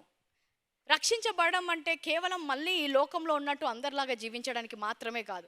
ఇంకా నేను దేని కొరకు రక్షించబడ్డాం అనేది ఆలోచించాలి. లేదంటే ఈ బలమైన దుర్గాలు, ఇక్కడ చూడండి, మనం ఈ ఫైటింగ్ చేసినప్పుడు బయట అత్తలతోనో వాళ్ళతోనో ఫైటింగ్ చేయట్లేదు. మనం ఎక్కడ చేయాలంట? మన యుద్ధోపకరణములు బలమైన దుర్గాలను కూలగొట్టాలి. ఏంటి బలమైన దుర్గము? ఒక నిమిషం అది ఎక్స్ప్లెయిన్ చేసి విల్ గో ఫార్వర్డ్. బలమైన దుర్గం, if you can find a photo please project that. పాత కాలంలో దుర్గాలను ఉండేవి, కోటలు, తెలుసు కదండి, కోటలు. ఏదైనా రాజ్యంలోకి వెళ్తే మరి ఎరికో కోటల గురించి చెప్తాం. ఏంటి? గోడలు చాలా గట్టిగా దృఢమైనవిగా ఉంటాయి, ఎవరు అటాక్ చేయలేవు, పడిపోవు. ఇంకా అవి ఇటుకతో కట్టినట్టు కాదు. ఒక్కని ఆ గోడలు ఒక్క రోజులో కట్టరు. ఏంటి? ఒక్కొక్క ఇటుక పేర్చుకుంటూ ఎన్నో వరుసలు పెట్టుకుంటూ ఎన్నో రోజులు కట్టబడతాయి.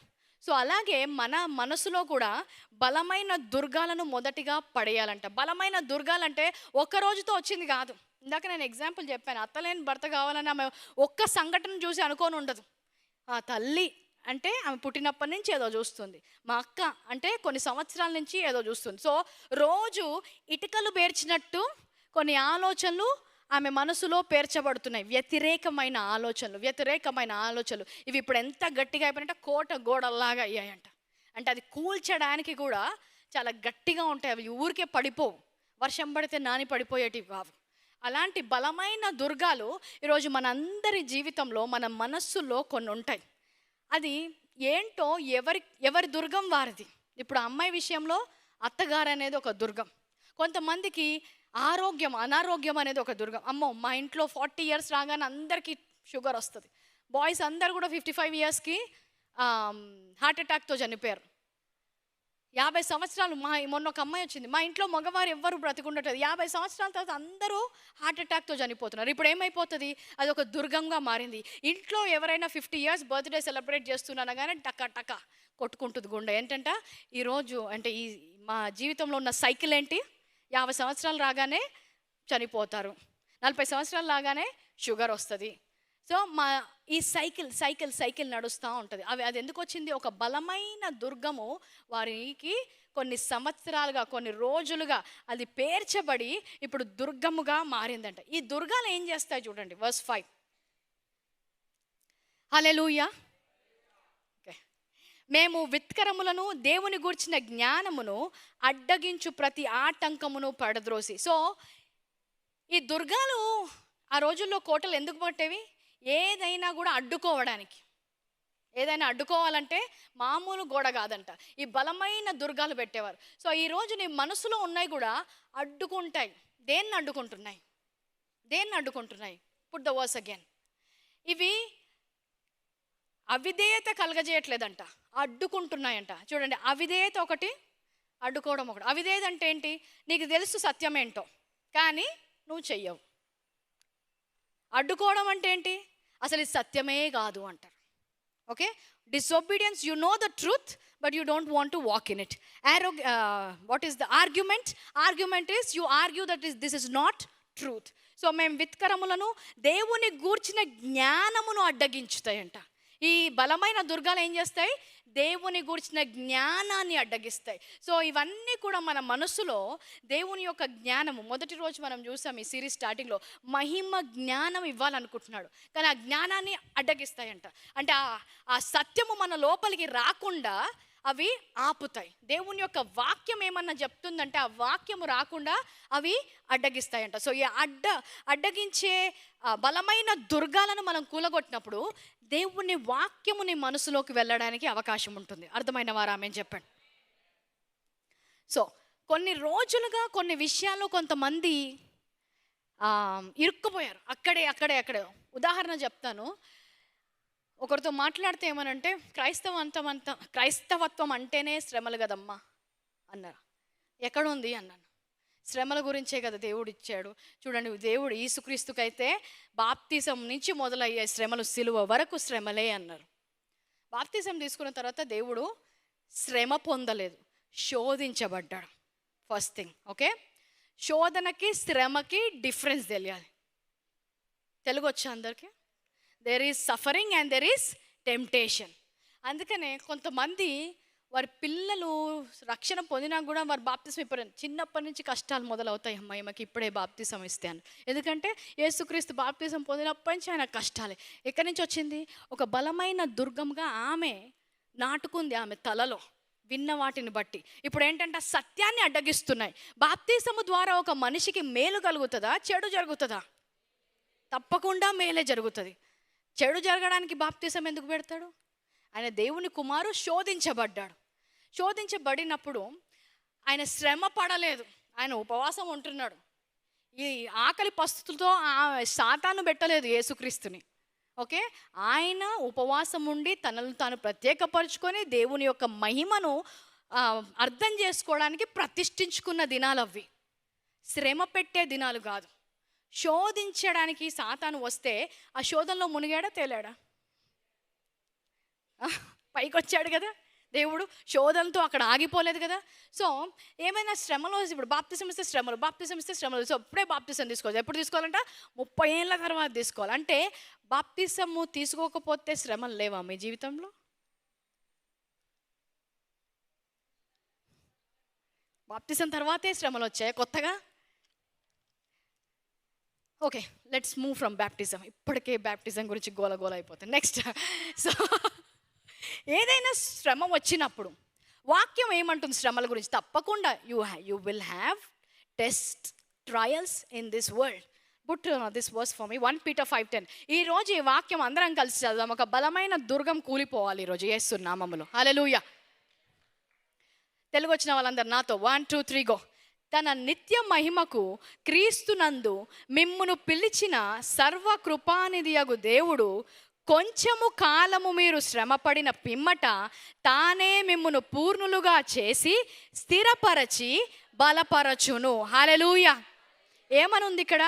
మీరు బతికినంత కాలము శ్రమపడిన పిమ్మట అనుందా? ఏమనుంది వాక్యంలో? జీవించినంత కాలము మీరు శ్రమపడిన తర్వాత అనుందా? ఏమనుంది? కొంచెము కాలము శ్రమ. నేను అన్నాను సీజన్స్ ఉంటాయి అందరికీ కూడా. అది ఎంతసేపు? కొంచెం అంట. కొంచెం కాలము శ్రమ పొందిన తర్వాత ఏం కావాలి? మిమ్మల్ని పూర్ణులు, బలము, స్థిరము. సో మీరు శ్రమలోంచి వెళ్తున్నారు, ఓకే. లెట్స్ సే మీరు శ్రమలోంచి వెళ్తున్నారు. శ్రమలోంచి బయటికి వచ్చే సమయం ఉందా లేదా? ఉంది. ఎందుకంటే కొంచెం కాలం అనేది అయిపోవాలి. అయిపోయిన తర్వాత మీరు ఎలాగ రావాలి? పూర్ణులుగా రావాలి, బలముతో రావాలి, స్థిరపరచబడిన వారిలాగా రావాలి. హల్లెలూయా. నా జీవితంలో కూడా అనారోగ్యానికి గురయ్యాను. ఎంతగా అంటే ఇంకా మరణిస్తానేమో. శ్రమ. చిన్న పాప ఉంది, 1 నెల పాప. ఒక సైడ్ ఏమో డాక్టర్ రిపోర్ట్స్ వస్తున్నాయి, ఒక సైడు ఇంకా మరణిస్తుందేమో అన్నట్టు వాళ్ళందరూ ప్రిపేర్ అవుతుంటే అది శ్రమ వచ్చింది. ఆ శ్రమలోంచి అది కొంచెం కాలం ఉంది. ఆ కొంచెం కాలం శ్రమ తర్వాత బయటికి వచ్చాను. అనారోగ్యం నుంచి బయటికి వచ్చిన తర్వాత స్థిరపరచబడ్డాను. దేంట్లో? నా దేవుడు ఎలాంటి అనారోగ్యాన్నైనా స్వస్థపరచగలడు అని. హల్లెలూయా. బలపరచబడ్డాను. ఎలాంటి స్థితిలో ఉన్నా కూడా యెహోవా రాఫా, ముట్టలేని స్థితి లేదు అని బలపరచబడ్డాను. హల్లెలూయా. ఇప్పుడు పూర్ణులుగా మారాము. ఏంటి? ఎలాంటి అనారోగ్యం కూడా తాకదు, కానీ దైవికమైన స్వస్థత, దీర్ఘాయుషులో ప్రతి ఒక్కరూ నడవగలడు అనే పూర్ణ చిత్తము తెలుసుకొని ఈరోజు నడుస్తున్నాం. సో ఈరోజు శ్రమలో ఉన్న వాళ్ళందరికీ ప్రశ్న, ఆ శ్రమ ద్వారా మీరు దేవునికి దగ్గర అవుతున్నారా, దూరం అవుతున్నారా? శ్రమ ద్వారా మీరు బలపరచబడుతున్నారా, బలహీనులు అవుతున్నారా? ఆన్లైన్లో చూస్తున్న వాళ్ళు ఆన్సర్ చేయాలి. సో శ్రమ మిమ్మల్ని బలహీనులుగా చేయడానికి కాదు, శ్రమని మించి దొంగతనం చేయడానికి, నేను హత్య చేయడానికి కాదు. శ్రమ వచ్చిన తర్వాత పూర్ణులుగా చేయడానికి, స్థిరపరచడానికి, బలపరచడానికి వచ్చిందట. హల్లెలూయా. సో శ్రమలో ఉన్నప్పుడు ఏం తెలియాలి నీకు? ఆయన పరిపూర్ణమైన చిత్తం తెలిసిందనుకో, ఈ శ్రమ ద్వారా ఏం రాబోతుంది? బలం రాబోతుంది, స్థిరత్వం రాబోతుంది. అన్నప్పుడు మీరు ఆ శ్రమ గురించి ఆనందిస్తారా, దుఃఖిస్తారా? హల్లెలూయా, హల్లెలూయా. I keep telling this. For a Christian, the test will always end in a testimony. Hallelujah. ఎలాంటి సిచ్యువేషన్ నుంచి వచ్చినా కూడా బయటికి వచ్చినప్పుడు మాత్రము సాక్ష్యముతో వస్తారు. దేవా నాకు ఇచ్చిన అవకాశం బట్టి వందనాలు. నేను హాస్పిటల్కి వచ్చింది ఇక్కడ ఐసీయూ నుంచి అటు వెళ్ళిపోవడానికి కాదు, ఇటు నుంచి బయటికి వచ్చి దేవుని యొక్క గొప్ప కార్యాలు వివరించడానికి. కానీ మనకున్న బలమైన దుర్గం ఏంటి? ఒక ఆమె అంది, అక్క నేను బాలేను, ఎవరైనా పంపించాలంటే ఎవరైనా పంపించండి, కానీ కేర్ హాస్పిటల్కి మాత్రం పంపించండి. ఐమ్ సారీ ఇప్పుడు కేర్, బట్ ఎందుకంటే ఇప్పుడు వరకు 3 వెళ్ళారు, అటు నుంచి అటే వెళ్ళిపోయారు. ఆ హాస్పిటల్కి మాత్రం వద్దు అంటే, ఏ హాస్పిటల్ అయితే ఏంటి? యెహోవా రాఫా, ఆయన స్వస్థపరచలేని హాస్పిటల్ లేదు, ఆయన స్వస్థపరచలేని వార్డు లేదు, ఆయన స్వస్థపరచలేని ఆరోగ్యము లేదు, అనారోగ్యం లేదు. కానీ బలమైన దుర్గాలు ఏంటి? వెంటిలేటర్ మీద ఉంటే ఇంకా అవకాశం లేదంట.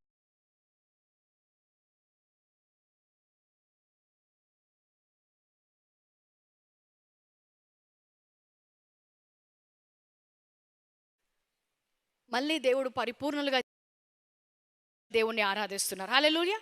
సో కొంచెం కాలం శ్రమ పడిన మిమ్మట మిమ్మల్ని పూర్ణులుగా చేసి స్థిరపరిచి బలపరిచే దేవుడు. So I just gave you an example of. So అలాంటి బలమైన దుర్గాలతో ఏమవుతుంది? సత్యము వారిని రాకుండా అడ్డగిస్తున్నాయండి ఈ దుర్గాలు. సత్యం ఏంటి? ఆయన స్వస్థతనిస్తాడు. సత్యం ఏంటి? శ్రమ తర్వాత మహిమనిస్తాడు. సత్యం ఏంటి? ఆ శ్రమ ఎలాగున్నా కూడా నేను స్థిరపరిచి బలపరుస్తాడు. కానీ దుర్గాలు ఏమైపోయాయి? జీవితం అంతా శ్రమ కోసమే పిలువబడ్డాం, మన జీవితంలో విజయమే లేదు. మరి మన క్రైస్తవులు అంటేనే శ్రమ పడుతూ విన్నారా? శ్రమల్లోనే ఉండాలి. ఎక్కడుంది? ఆయన వాక్యం ఏమంటుంది? వీటన్నిటిలో కూడా నేను మీకు విజయాన్ని ఇస్తానంటున్నాడు. Hallelujah. In spite of all of these things, victory is ours. So ఇప్పుడు ఇజ్రాయెల్ కూడా ఆజాన్ బాహులున్నా ఏదున్నా కూడా ఎండేంటి? ఆ స్వాస్థ్యములో మేము నివసించబోతున్నాము అని తెలిసినప్పుడు ఆజాను బాహులను చూసి భయపడాల్సిన అవసరము లేదు. ఎందుకుంది భయము? సంపూర్ణమైన చిత్తం ఏంటో తెలీదు, వాక్యము లేదు. బలమైన దుర్గాలు మాత్రం ఉన్నాయి. ఏంటి? బలమైన వారు వస్తే ఓడిపోతాం, మనం బానిసలు అవుతాం, ఓడిపోతాం, బానిసలు అవుతారు, లేకపోతే చంపేస్తారు. ఇదే బలమైన దుర్గం. ఆ నిజము రాకుండా అడ్డగిస్తాయంట. సో మనము బలమైన దుర్గాలను కూలగొట్టుకోవడం అనేది నీ చేతిలో ఉంటుంది. హల్లెలూయా. ప్రత్యక్ష జ్ఞానము ద్వారా ఎంత జ్ఞానము బోధించినా కూడా, ఇంత చెప్పిన తర్వాత కూడా కొంతమంది వస్తారు, ప్రార్థన చేయండి. ఐసి ఇప్పుడు వరకు ఏం చెప్పాం అంటే ఏమైపోయింది? నీ బలమైన దుర్గము ఆ సత్యాన్ని అడ్డగించింది. సో నేను ప్రార్థన చేసినా, ఇంకో 10 వాక్యాలు చెప్పినా నువ్వు జవాబు చూడవు. ఎందుకు? ఏమున్నాయంట? అడ్డుగోడలుగా, సత్యానికి అడ్డుగోడలుగా నిల్చున్నాయి కదా. ఏంటి?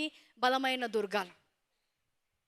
నూతన నిబంధనలో నువ్వు దేవుని నీతిగా మార్చబడ్డావు, క్రియలు కాదన్నా కూడా ఒక అడ్డుగోడ ఉంది. వాళ్ళు అలానే చెప్తారు. ఏంటి? అడ్డగిస్తుంది, సత్యాన్ని అడ్డగిస్తుంది. నువ్వేం చేసావు? మర్చిపోయావా? ఇంత భయంకరమైన పాపం చేసి మళ్ళీ దేవుని నీతి అంటావేంటి? ఎందుకు? సత్యాన్ని అడ్డగించే బలమైన దుర్గాన్ని ఫస్ట్ పడగొట్టాలి. హల్లెలూయా. ఎందుకు? వారికి ఉన్న మైండ్ సెట్ ఏంటి? అప్పటి వరకు ఏదైనా పాపం చేస్తే దేవుని దగ్గరికి వెళ్ళలేము. ఎక్కడి నుంచి వచ్చింది? సాంప్రదాయాల నుంచి వచ్చింది. వాళ్ళు అంటారు, నువ్వు మడి లేకపోతే రావద్దు, తల స్నానం చేయకపోతే రావద్దు, పీరియడ్స్లో ఉంటే రావద్దు, ఇది చేయకపోతే. అవన్నీ ఎక్కడి నుంచి వచ్చాయి?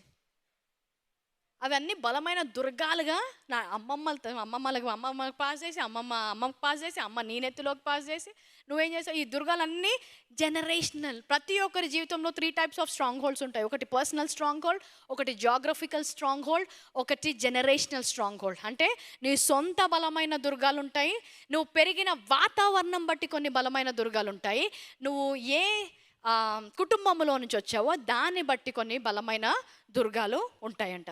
సో ఈ బలమైన దుర్గాలు ఉన్నన్ని రోజులు ఎంత వాగ్దానం ఇచ్చినా, ఎన్ని వాక్యాలు చెప్పినా అడ్డుకుంటూనే ఉంటాయి. సో మనము చేయాల్సిన పని ఏంటంట? ఆ బలమైన దుర్గాలను కూలగొట్టాలి. ఆమేన్. Wow, it's 2:45.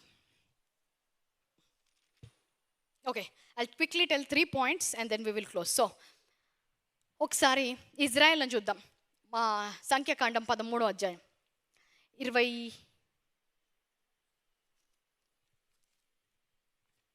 7వ వచనం. ఓకే.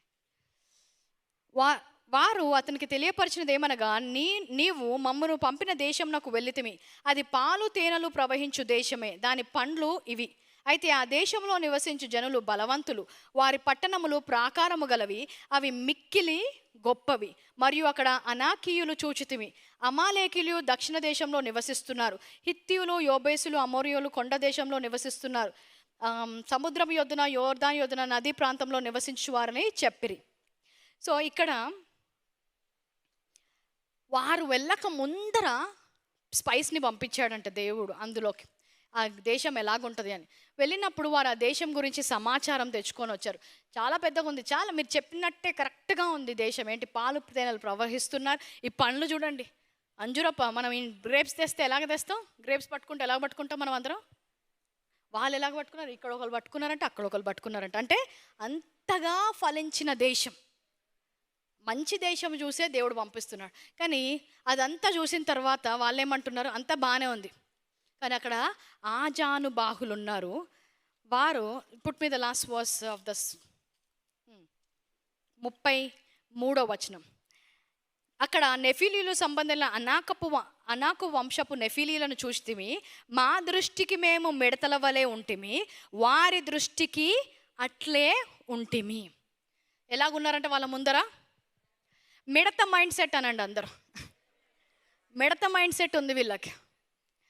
దేవుడు మిడత అనట్లేదు, యు ఆర్ గ్రాస్ ఓపర్ అని దేవుడు అనట్లేదు. ఎవరు అనుకుంటున్నారు?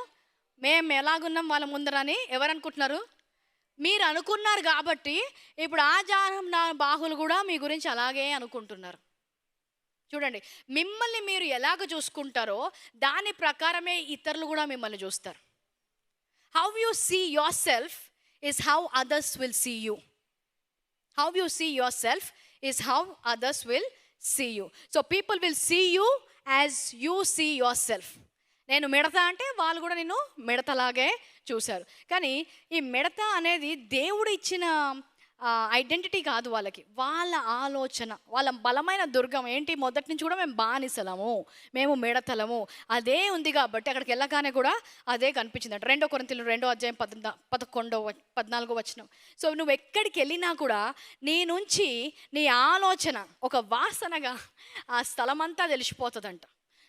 14వ వచనంలో ఏమంటాడు? క్రీస్తును గూర్చిన జ్ఞానం యొక్క సువాసనను కనపరచు, ఆయన యందు మమ్మను ఎల్లప్పుడూ విజయోత్సవం. సో సువార్త ప్రకటిస్తుండగా ఒక సువాసన వస్తుందంట వాళ్ళ దగ్గర నుంచి. ఆ సువాసన పీల్చి, అబ్బా వీళ్ళు దేవుడు చాలా మంచివాడని అనేకులు సువార్తను అంగీకరిస్తారంట. సో నువ్వు ఎక్కడికి వెళ్ళినా కూడా ఒకలాంటి ఇంగ్లీష్లో ఒక వర్డ్ ఉంటుంది, vibe. You create a vibe అంటారు. నీ గురించి నువ్వు ఏం ఆలోచిస్తుంటే పక్క వారికి కూడా అదే చిత్రాన్ని ఇస్తున్నావు. నువ్వు ఇక్కడికి కొంతమందికి సంఘంలో వచ్చినా కూడా ఒకలాంటి భయంతో వస్తారు. నేను వాక్యం తెలియలేదు, ఐ యూస్ టు బి మిడత మైండ్ సెట్. వెనకాల ఉందాము, మనం ఎప్పుడు చర్చ్లో సర్వ్ చేయము, టైంకి రాము, లేట్గా వస్తాము, వెనక నుంచి వెళ్ళిపోతే బెటర్, ఎవరు నన్ను చూడకపోతే బెటర్. ఎందుకు? ఇది నేను అనుకునేదాన్ని. నేను వచ్చి సంఘంలో కూర్చున్నానా లేదా అని పట్టించుకునే వాళ్ళు ఎవరు లేరు అక్కడ. కానీ నేనేమనుకుంటున్నా, లేట్ వచ్చాను కాబట్టి ఇప్పుడు అందరు నన్నే చూస్తున్నారు, ఇప్పుడు అందరు నా గురించే మాట్లాడుకుంటారు, ఈమె ఎప్పుడు లేట్ వస్తుంది. ఏంటి నువ్వు నీ గురించి ఎలాగో చూసుకుంటావో ఇతరులకు కూడా అలాంటి దృష్టియే నువ్వు ఇస్తావంట. సో ఎక్కడికి వెళ్ళినా కూడా ఈ పిరికి ఆత్మతో వెళ్ళొద్దు. నేను దేవుని కుమారుడను, నేను దేవుని కుమార్తెను, నాలో జ్ఞానం ఉంది, నేను ఆయన చేత కొనబడ్డ వారిని అని నువ్వు ధైర్యంగా వెళ్ళినప్పుడు అందరూ కూడా నిన్ను అలాగే చూస్తారంట. Can you put the verse Colossians 2:10. So job ఇంటర్వ్యూకి వెళ్తున్నావు, కరెక్టే. జాబ్లో ఇంటర్వ్యూకి వచ్చినప్పుడు నీకంటే మంచి బెటర్ వాళ్ళు ఉంటారు. కానీ నువ్వు అక్కడికి వెళ్ళినప్పుడు ముందుగానే నాకు ఆల్రెడీ ఇది లేదు, నాకు ఆల్రెడీ అది లేదు, అంత క్వాలిఫికేషన్ లేదు, ఇంత మార్క్స్ లేదు, నేనైతే దీనికి అర్హుడను కాను అని నువ్వు ముందుగానే అనుకొని వెళ్తే అందరి దృష్టిలో కూడా నీకు అర్హత లేని వారి వలె నువ్వు కలిగిస్తావంట. చూడండి, మరియు ఆయన యందు మీరు సంపూర్ణులై ఉన్నారు, ఆయన సమస్తము ప్రధానులకు అధికారులకు శిరస్సు అయి ఉన్నారు. ఆయన యందు మనం ఏమై ఉన్నామంట? పరిపూర్ణములై ఉన్నాం. You are complete in Christ. You are not insufficient in anything. Hallelujah. ఈరోజు నాకు ఏది లేదు అని నువ్వు అనుకుంటావో, నువ్వేమనుకుంటున్నావో అందరూ కూడా అదే అనుకుంటారంట. దానికి వెళ్ళినప్పుడు ఇది రాదు, ఈ ఇంటర్వ్యూలో నేను ముందుగానే డిసైడ్ అయిపోతారు. అక్కడ కూర్చున్నప్పుడు ఆ కూర్చున్న వాళ్ళని చూసి అనుకుంటారంట, ఇంకేంటి ఈ లైన్ చూస్తేనే అర్థమైపోతుంది మనకు వచ్చేలాగా లేదు అని. ఎవరంటున్నారు? దేవుడు అన్నాడా నీకు రాదని? అక్కడ ఇంటర్వ్యూ వాళ్ళు చేసింది అన్నారా? ఇంటర్వ్యూకి కూడా వెళ్ళలేదు. నువ్వు ఏం చేసావు?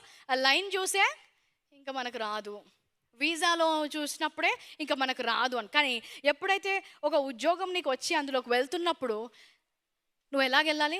ధైర్యంగా, నేను పరిపూర్ణ, నాకు ఎలాంటి ఇన్సఫిషియన్సీ లేదు, నేను ఈ కంపెనీలోకి వెళ్తున్నానంటేనే ఈ కంపెనీ ఆశీర్వదించబడుతుంది, నేను ఈ ఉద్యోగంలో అడుగు పెడుతున్నానంటేనే అనేకులు ఈ ఉద్యోగం నా ద్వారా జవాబు పొందుకోబోతున్నారు, నేను ఇక్కడికి వస్తున్నానంటేనే ఎంతోమందికి వెలుగుగా వస్తున్నాను, ఎందుకంటే దేవుడు నన్ను వెలుగుగా చేశాడు. నేనైతే ఆంధ్రా నుంచి వచ్చాను, హైదరాబాద్లో ఉండగలుగుతానో లేదో, నేనైతే అనుకుంటూ వెళ్తే నిన్ను అలాగే చూస్తారంట. కానీ మనం వచ్చింది అమలాపురం నుంచో హైదరాబాద్ నుంచో కాదు, సియోను వాసులైన మీరు, హల్లెలూయా, పరలోకము నుంచి పంపబడిన వారు, హల్లెలూయా. ఒక పరలోకము నుంచి పంపబడిన వ్యక్తి వలె వెళ్ళాలి నీ ఉద్యోగం దగ్గరికి వెళ్ళినప్పుడు. మేబీ నీకు అక్కడ సెక్యూరిటీ జాబే రావచ్చు, లేకపోతే కింద జాబే రావచ్చు, నువ్వు హెచ్ఆర్ కాకపోవచ్చు, టీమ్ లీడర్ కావచ్చు, సీఈఓ కావచ్చు, ఏమైనా ఉన్నత స్థానంలో లేనప్పటికీ కూడా దేవునిలో నువ్వు ఏమై ఉన్నావో అది తెలుసుకొని, బలమైన దుర్గాలు కాదు, దేవుని యొక్క జ్ఞానం, దేవుని యొక్క వాక్యం ఏం చెప్తుంది? నువ్వు పరిపూర్ణులై ఉన్నావు. నీకు ఇచ్చిన బ్యాడ్జ్ బట్టి కాదు, నీకు ఇచ్చిన ఆఫీస్లో డెసిగ్నేషన్ బట్టి కాదు, క్రీస్తులో నేను పరిపూర్ణులై ఉన్నాను, నాకు జ్ఞానం ఉంది. నువ్వు సెక్యూరిటీలో ఉండొచ్చు, కానీ ఆ కంపెనీలో ఆ రోజు ఎవరు ఆపలేని అగ్ని నీ ద్వారా దేవుడు ఆపించాడు, ఏమైపోతావు? All night hero. రాత్రి ఫైర్ అంటుకుంది, మన సెక్యూరిటీ అందరినీ కాపాడాడు, ఏమైపోతుంది? అందరి పైన నీ ఫోటో పెడతారు. సో ఎక్కడికి వెళ్ళినా కూడా నేను ఒక జవాబుగా వెళ్తున్నాను, I'm a solution, I'm walking in as a solution అన్నట్టు నువ్వు వెళ్ళాలి. సో నీ గురించి నువ్వు ఎలాగ ఆలోచిస్తావో దాన్ని బట్టి ఇతరులు కూడా నీ గురించి ఆలోచిస్తారు. సో వారికి మేము మిడతలలాగా కనిపించితిమి అంటాం. 14 అప్పుడు ఆ సర్వ సమాజము ఎలుగెత్తి కేకలు వేసి ప్రజలు ఆ రాత్రి ఎలుగెత్తి ఏడ్చిరి. రాత్రంతా ఏడుస్తున్నారు కొంతమంది, రాత్రులు. ఎందుకంటే దావీదు కీర్తనలో ఎక్కడో ఉంటుంది, నేను పడుకొని ఏడిస్తే నా పరపంతా కూడా తడిసిపోయింది దేవా అని. పెడతా రాత్రంతా ఏడుస్తున్నారంటే, ఇలాంటి దేశాన్ని ఇచ్చావా ప్రభువా, ఇలాంటి దేశాన్ని ఇచ్చావా, మొత్తం ఆల్ నైట్ అంతా ఏంటి? వీపింగ్ సర్వీస్ నడుస్తుంది అక్కడ, ఏడుపు సర్వీస్, ఆల్ నైట్ సర్వీస్. ఒకసారి ఆలోచిస్తే మనకేమనిపిస్తుంది? వాళ్ళు ఎందుకు ఏడుస్తున్నారు?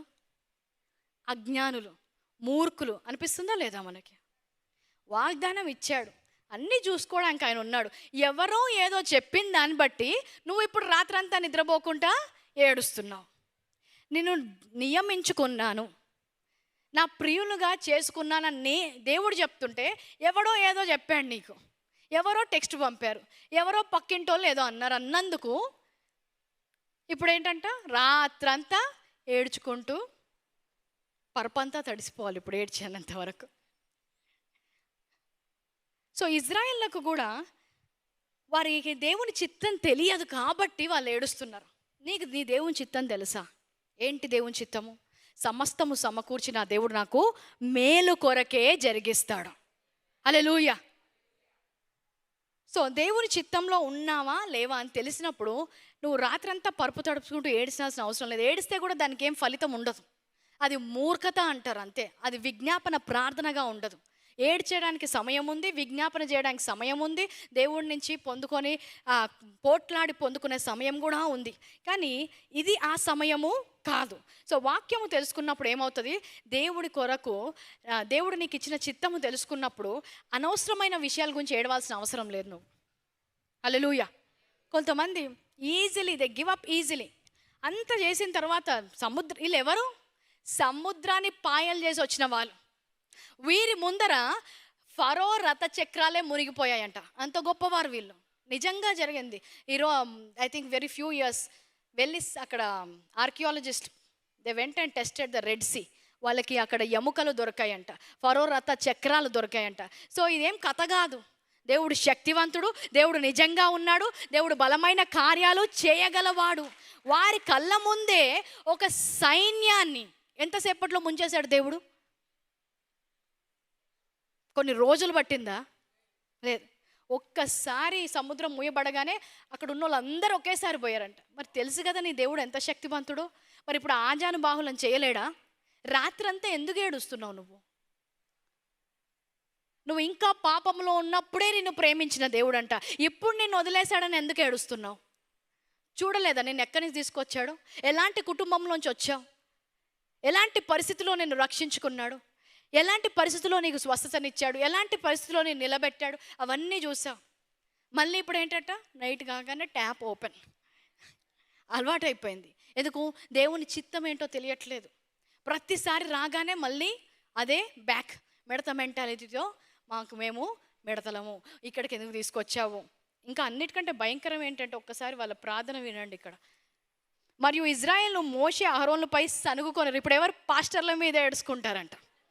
వీళ్ళు అనవసరంగా రాగానే, ఇప్పుడు నువ్వేంటి ఇంటర్వ్యూకి వెళ్ళగానే అర్థమైపోయింది, నువ్వు ఆ రోజే కొన్ని సర్టిఫికేట్స్ తీసుకొని వెళ్ళడం మర్చిపోయావు. వెళ్ళగానే ఫస్ట్ అదే సర్టిఫికేట్ అడిగాడు. ఏదమ్మా అంటే, ఇంట్లో మర్చిపోయాను. ఓకే, అయితే ఇంటికే వెళ్ళు అని ఫైల్ మూసేసి పంపించాడు. ఏమన్నా క్వశ్చన్స్ అడుగుతారంటే, క్వశ్చన్స్ ఏం అవసరం లేదు, ఇంకా నువ్వు వెళ్ళిపో అన్నాడు. అంతే. ఇప్పుడు ఏంటి, నైట్ అంతా ట్యాప్. మార్నింగ్ రాగానే పాస్టర్ అర్పిత వచ్చి, నీ కథ ఇంకా ముగియబడలేదు అని చెప్తుంది. దేవుడు ఇంకేదో చేయబోతున్నాడు అని. ఇప్పుడు ఏంటంట, పాస్టర్ వీళ్ళు ఒకటి సనుక్కుంటున్నాడు. సో ఇప్పుడేంటి, వీళ్ళు ఏడుస్తున్నారు, మోషే అహరోనులపై సనుక్కుంటున్నారు. ఆ సర్వ సమాజము, అయ్యో ఐగుప్తే మేమేలా చావలేదు, ఈ అరణ్యమందు మేమేలా చావలేదు, మేము కత్తివాత పడినట్లు యెహోవా మమ్మును ఈ దేశంలోనికి ఏలా తీసుకొని వచ్చాను. ఐగుప్తులోనే వదిలేస్తే అయిపోయేది కదా, నన్ను ఎందుకు రక్షించుకున్నావు ప్రభా? నీకోసం నిల్చుంటే శ్రమలు తప్ప నాకేమన్నా ఇస్తున్నావా ప్రభా? ఎక్కడన్నా ఘనత ఇస్తున్నావా? గుడికి వెళ్ళడమే బెటర్, వాళ్ళలాగా తాగడమే బెటర్, వాళ్ళే బెటర్ ఉన్నారు మాకంటే, అక్కడికే పంపిస్తే అయిపోతుంది కదా, మళ్ళీ ఇదంతా ఎందుకో? Am I speaking to somebody? ఏమైపోయింది? ఎందుకంటే వారిని మిడతలుగా చూసుకుంటున్నారు, దేవుని యొక్క చిత్తములో నడవలేకపోతున్నారు. ఏదైనా రాగానే దే గివ్ అప్. పెళ్ళి దేవుని చిత్త ప్రకారమే అయింది, అంతే. నెల రోజులు కాగానే అనవసరంగా చేసుకున్నాను, అప్పుడే వినాల్సింది అలా మాట, అనవసరంగా చేసుకున్నాను.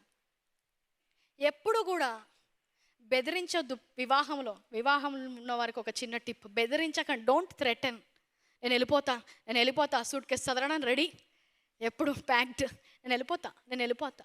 ఏమవుతుంది, అలా అన్నప్పుడల్లా కూడా అవతలి వ్యక్తికి నువ్వేం చెప్తున్నావు అంటే, ఈ బంధంలోంచి నువ్వు ఎప్పుడైనా వెళ్ళిపోగలిగే స్థితిలో నువ్వు ఉన్నావని, ఈ బంధంలో నువ్వు ప్రేమతో లేవు, ఏ రోజైనా నువ్వు వదిలి వెళ్ళిపోతావు అని చెప్తున్నావు.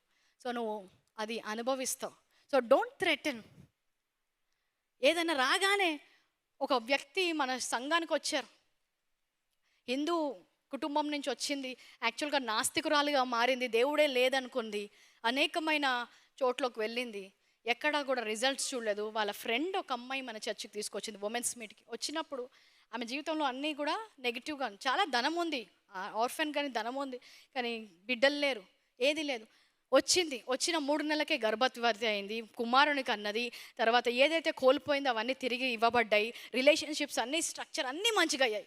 ఇప్పుడు ఏమైంది, ఈ ఫ్రెండ్ ఎవరైతే చర్చకు తీసుకొచ్చారో ఆమెకి గొడవైంది. చెప్పారు, సరే అది పర్సనల్ మ్యాటర్, హస్బెండ్స్ వైఫ్ కూర్చొని డీల్ చేయండి, అవ్వకపోతే మేము వస్తాము అని. ఓకే అని వెళ్ళిపోయింది. ఇప్పటివరకు రాలేదు. ఏమైందమ్మా, 21 days జరుగుతుంది కదా, ఏదో ఒక టైంకి రమ్మంటే, పాస్టర్స్ వచ్చి కూర్చొని ఫస్ట్ ఈ సమస్య తెలిస్తేనే నేను సంఘానికి వస్తాను. ఏంటంట, ఎవరు రావాలి? ఇప్పుడు ఈ 3 సర్వీసులు వదిలేసుకొని, అది 1 గంట ఉండదు, ఒక 3 రోజులు నడుస్తుంది ఆ story, wife and husband matter కాబట్టి. పాస్టర్లు వచ్చి ఈ సమస్య తేలిస్తేనే నేను సంఘానికి వస్తాను. నువ్వు సంఘానికి వచ్చింది దేనికి? ఫస్ట్ దేవుడు నీకు ఆశీర్వాదం ఇవ్వలేదా? ఇప్పుడు 21 రోజులు నువ్వు సంఘానికి మాకు టైం లేదని రాకపోతే నువ్వు ఎంత కోల్పోతావు? అది ఆలోచించరు. ఇప్పుడు మాకు చెప్పలేదు కాబట్టి నేను రాను, అక్కకు చెప్పు, అక్క ఎప్పుడు మాట్లాడితే అప్పుడు నేను రావడానికి రాను, కానీ అక్క రావాలి. సరే 21 days. ఇప్పుడు ఏమైపోతుంది, దేవుడు ఇచ్చిన వాక్యము, దేవుడు ఇచ్చిన సన్నిధి అంతా కూడా, సో కొంచెం ఏదన్నా రాగానే వెనక్కి వెళ్ళిపోతాడు. Don't give up. పెళ్ళిలో కష్టాలు రాలేదా? అస్సలు ఏ కష్టం లేకుండా మొదటి నుంచి సంతోషంగా ఉంది నా వివాహ జీవితం అన్నవారు చెయ్యొద్దండి. అందరికీ వచ్చాయి. కానీ కొంతమంది తట్టుకొని నిలుచుకున్నారు. Hallelujah. We had a backbone to stand against every affliction and come out of that. Because మమ్మల్ని దేవుడు కలిపింది ఏదో సుఖంగా ఏదో చేయడానికి కాదు, కానీ మా నుంచి వచ్చే జనరేషన్ ఈ దేశాన్ని వణికించబోతుందని వాడికి తెలుసు. నా నుంచి వచ్చే బిడ్డల ద్వారా వాడికి ఏం కలగపోతుందో వాడికి తెలుసు. అందుకని ఏం చేస్తుంది, వివాహం మీద అటాక్ చేసినప్పుడు don't give up so easily. Don't threaten anybody. Don't give up. You can stand strong. నమ్మకమైన వాడు. దీని ద్వారా మా వివాహము పరిపూర్ణంగా మారబోతుంది, కానీ ఇది విడిపోదు. హల్లెలూయా. కొంచెం కాలం శ్రమ తర్వాత ఏమవుతుంది, ఆ వివాహ బంధం బలపడింది, ఆ వివాహ బంధం స్థిరపరచబడింది, ఆ వివాహ బంధము పరిపూర్ణంగా అయింది. ఎందుకంటే ఆ చిత్తం ఏమోంటో తెలుసు నాకు. నేను నా భర్త దేవుని చిత్త ప్రకారం నడిస్తే ఎన్ని ఆత్మలు దేవుని దగ్గరికి రక్షించబడగలో మాకు తెలుసు. ఆ చిత్తము తెలుసు. కాబట్టి ఈ అటాక్స్ రాగానే వెంటనే ఇది వివాహము మీద సాతాను యొక్క అటాక్. ఈ శ్రమ ద్వారా మేము విడిపోము, కానీ ఈ శ్రమ ద్వారా ఇంకా బలముగా కట్టబడతాము అనేది. హల్లెలూయా. సో రెండవది, నిన్ను నువ్వు తగ్గించుకొని చూసుకోకు. మొదటిగా నువ్వు ఎలాగ చూసుకుంటావో దాని ప్రకారమే అందరూ నిన్ను చూస్తారు. నిన్ను నువ్వు చూసుకున్నప్పుడు నువ్వు తగ్గించుకొని చూసుకోకూడదు. ప్రతి దగ్గర ఎవరికైనా ఇది రెవల్యూషన్ అయితే చెప్తున్నాను, నువ్వు ఎక్కడికి వెళ్ళినా కూడా నీకంటే బలవంతులు ఉంటారు, నీకంటే జ్ఞానవంతులు ఉంటారు, నీకంటే అందమైన వాళ్ళు ఉంటారు, నీకంటే ధనము గల వారు ఉంటారు. ఎక్కడికి వెళ్ళినా కూడా నీకంటే మెరుగైన వారు, శ్రేష్ఠులు తప్పకుండా ఉంటారు. నువ్వే అందరికంటే టాప్లో ఉన్న రూమ్స్ చాలా తక్కువ, ఎక్కడికి వెళ్ళినా ఉంటారు. కానీ ఆయన ఎక్లీసియాస్టిస్ చాప్టర్ 9:11 అంటే ప్రసంగి 9:11 చూద్దాం.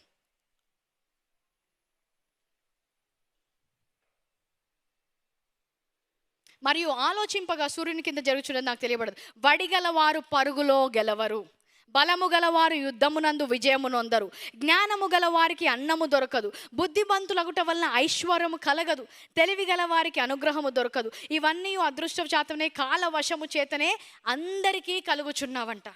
వాళ్ళు బలంగా ఉన్నారు కాబట్టి వాళ్ళు పరుగు పందంలో గెలవట్లేదు, వారికి జ్ఞానం ఉంది కాబట్టి వారికి ఉద్యోగం రావట్లేదు. సో ఎక్కడికి వెళ్ళినా కూడా నువ్వు గుర్తుంచుకోవాల్సింది ఏంటంటే, ఎంత జ్ఞానమున్నా ఎంత బలమున్నా ఆ బలము ద్వారా ఆ జ్ఞానము ద్వారా బయటి నుంచి వచ్చేదాని ద్వారా నేను నా జీవితంలో జరగట్లేదు. కానీ నా లోపల ఎవరున్నారో, నాలో ఉన్నవాడు ఈ లోకాన్ని జయించిన వాడు, దానివల్ల నేను పొందుకుంటున్నాను. సో నిన్ను నువ్వు ఎప్పుడు కూడా తగ్గించుకొని చూసుకోకూడదు.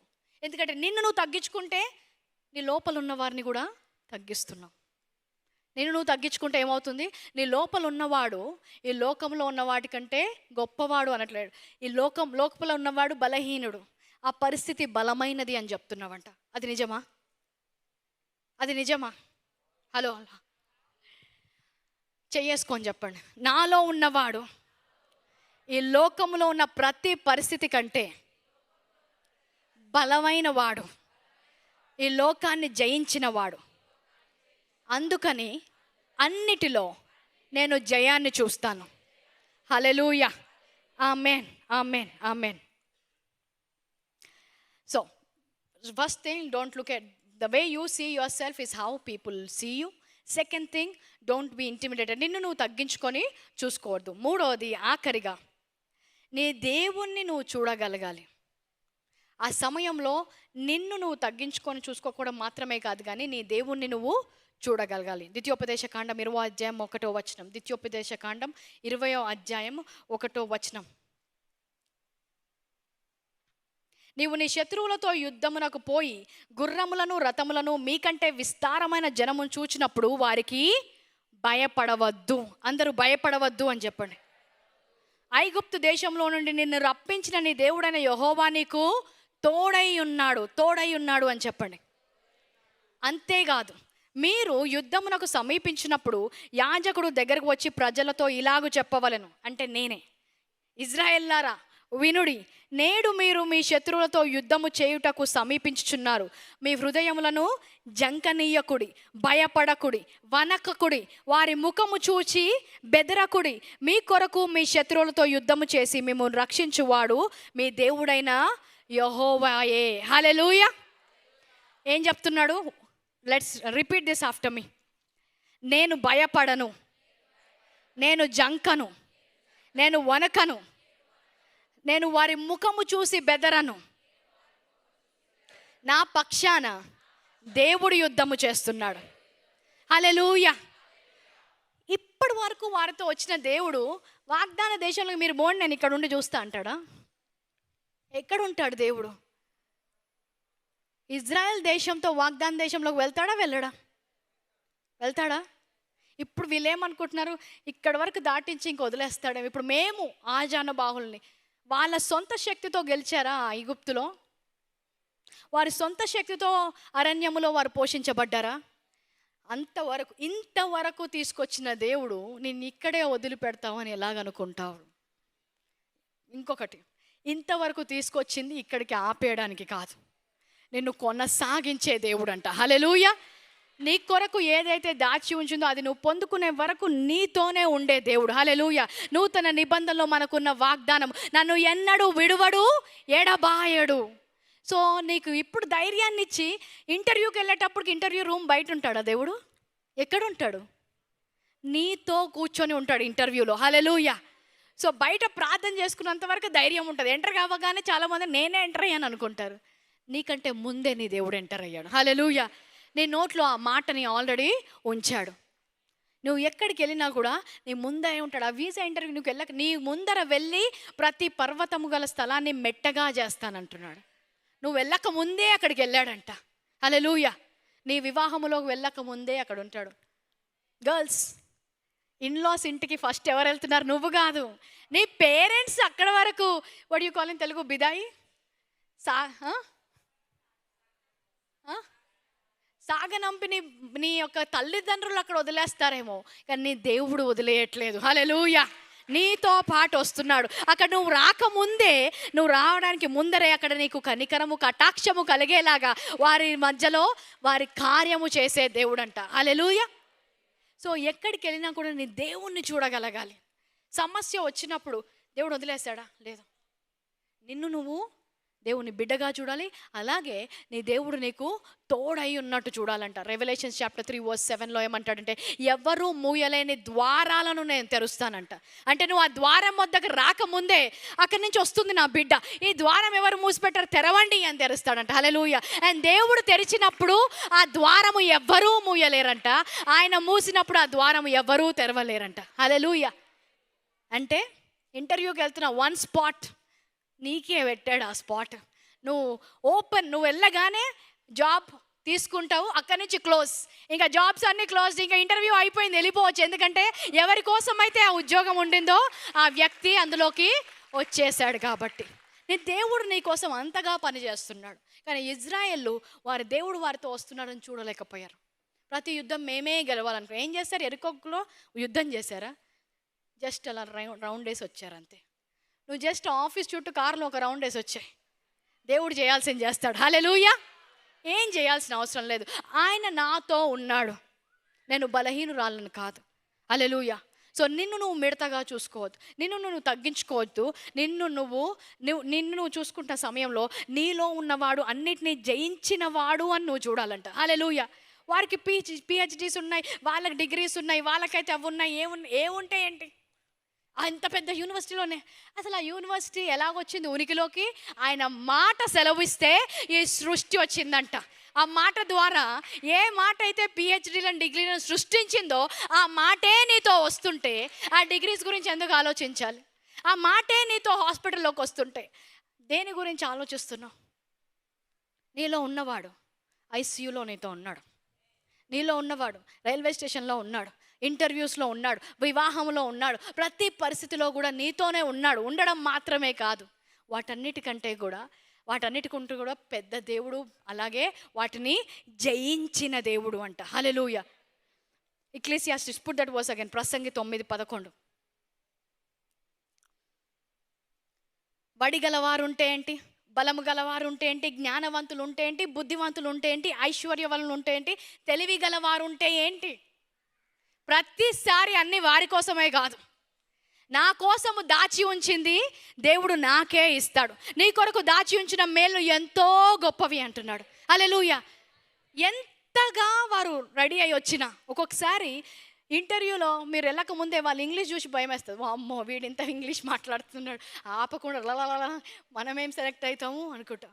ఒక్కొక్కసారి అయితే ఆ వ్యక్తి అక్కడి నుంచి వెళ్తుంటే వాళ్ళ సెంటు వాసనకి ఓ మై గాడ్ ఇంటికి వెళ్ళిపోవడం బెటర్, మన నుంచి చెమట కంపోస్ట్.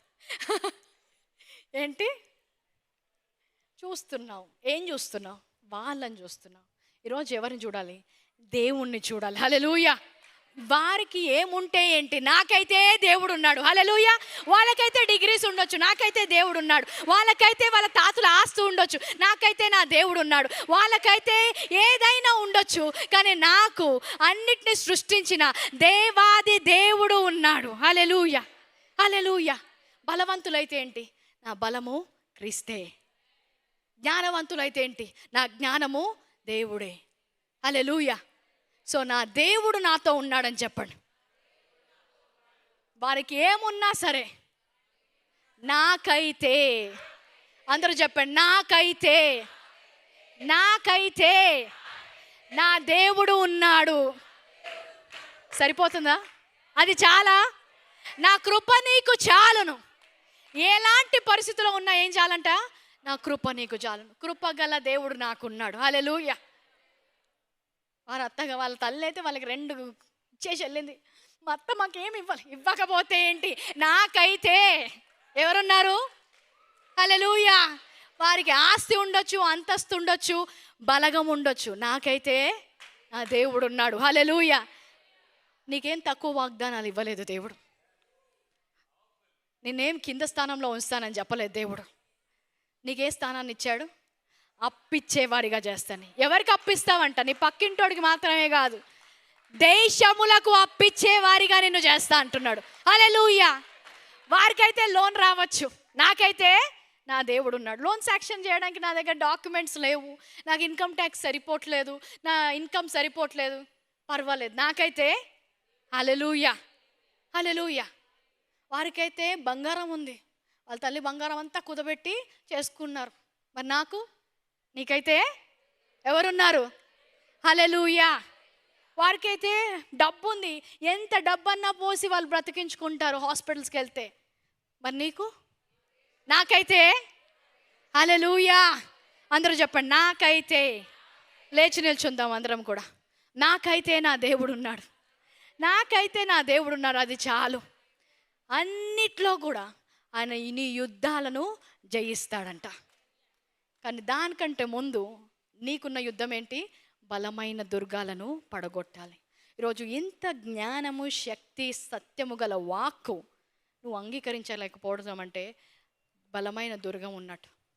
ఆ దుర్గాలను పడగొట్టి ఈరోజు ఆయన వాక్యంలో స్థాపించబడుచుండగా నిన్ను నువ్వు ఎలాగ చూసుకుంటున్నావు, నిన్ను నువ్వు ఎలాగ చూసుకుంటున్నావో దాన్ని బట్టి ఇతరులు నిన్ను చూస్తారు. నువ్వు ఏ రోజు కూడా తగ్గించుకోకూడదు. నువ్వు విలువైన యేసు రక్తము ద్వారా కొనబడ్డవారవు. మీరు దేవుళ్ళై ఉన్నారు అంటున్నాడు. హల్లెలూయా.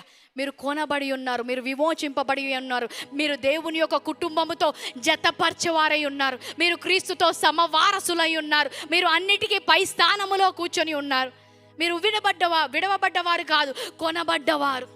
ఇన్ని వాక్యాలు దేవుడు నీకు చెప్తుంటే ఆ బలమైన దుర్గాలు ఏంటంట? అడ్డగిస్తున్నాయంట. ఈరోజు ఆరాధిస్తుండగా ప్రతి బలమైన దుర్గము కూలిపోవును గాక అని ప్రకటిస్తున్నాం. ప్రతి బలమైన దుర్గము కూలిపోవును గాక, ప్రతి వ్యతిరేకమైన ఆలోచన యేసు నామములో కూలిపోవును గాక అని ప్రకటిస్తున్నాం. ఆరాధిస్తుండగా నీలో ఉన్న క్రీస్తును, నీలో ఉన్న దేవుణ్ణి నువ్వు గుర్తించాలి. నీ కొరకే ఆయన ఏమంటున్నాడు? ముందైతే వారి ప్రజలు ఏం అవసరం ఉన్నా మోషే మోషే మోషే అని మోషే దగ్గరకు వచ్చేవారంట. యేసుక్రీస్తు అంటున్నాడు, ఇప్పుడు నేను వెళ్తున్నాను, ఇంకొక ఆదరణకర్తను మీకోసం పంపిస్తున్నాను.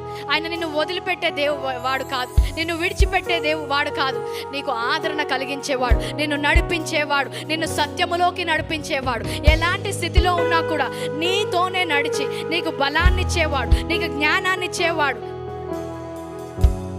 వారికైతే తల్లిదండ్రులు ఉన్నారు, నాకైతే లేరు. నీకు పరమ తండ్రి ఉన్నాడు.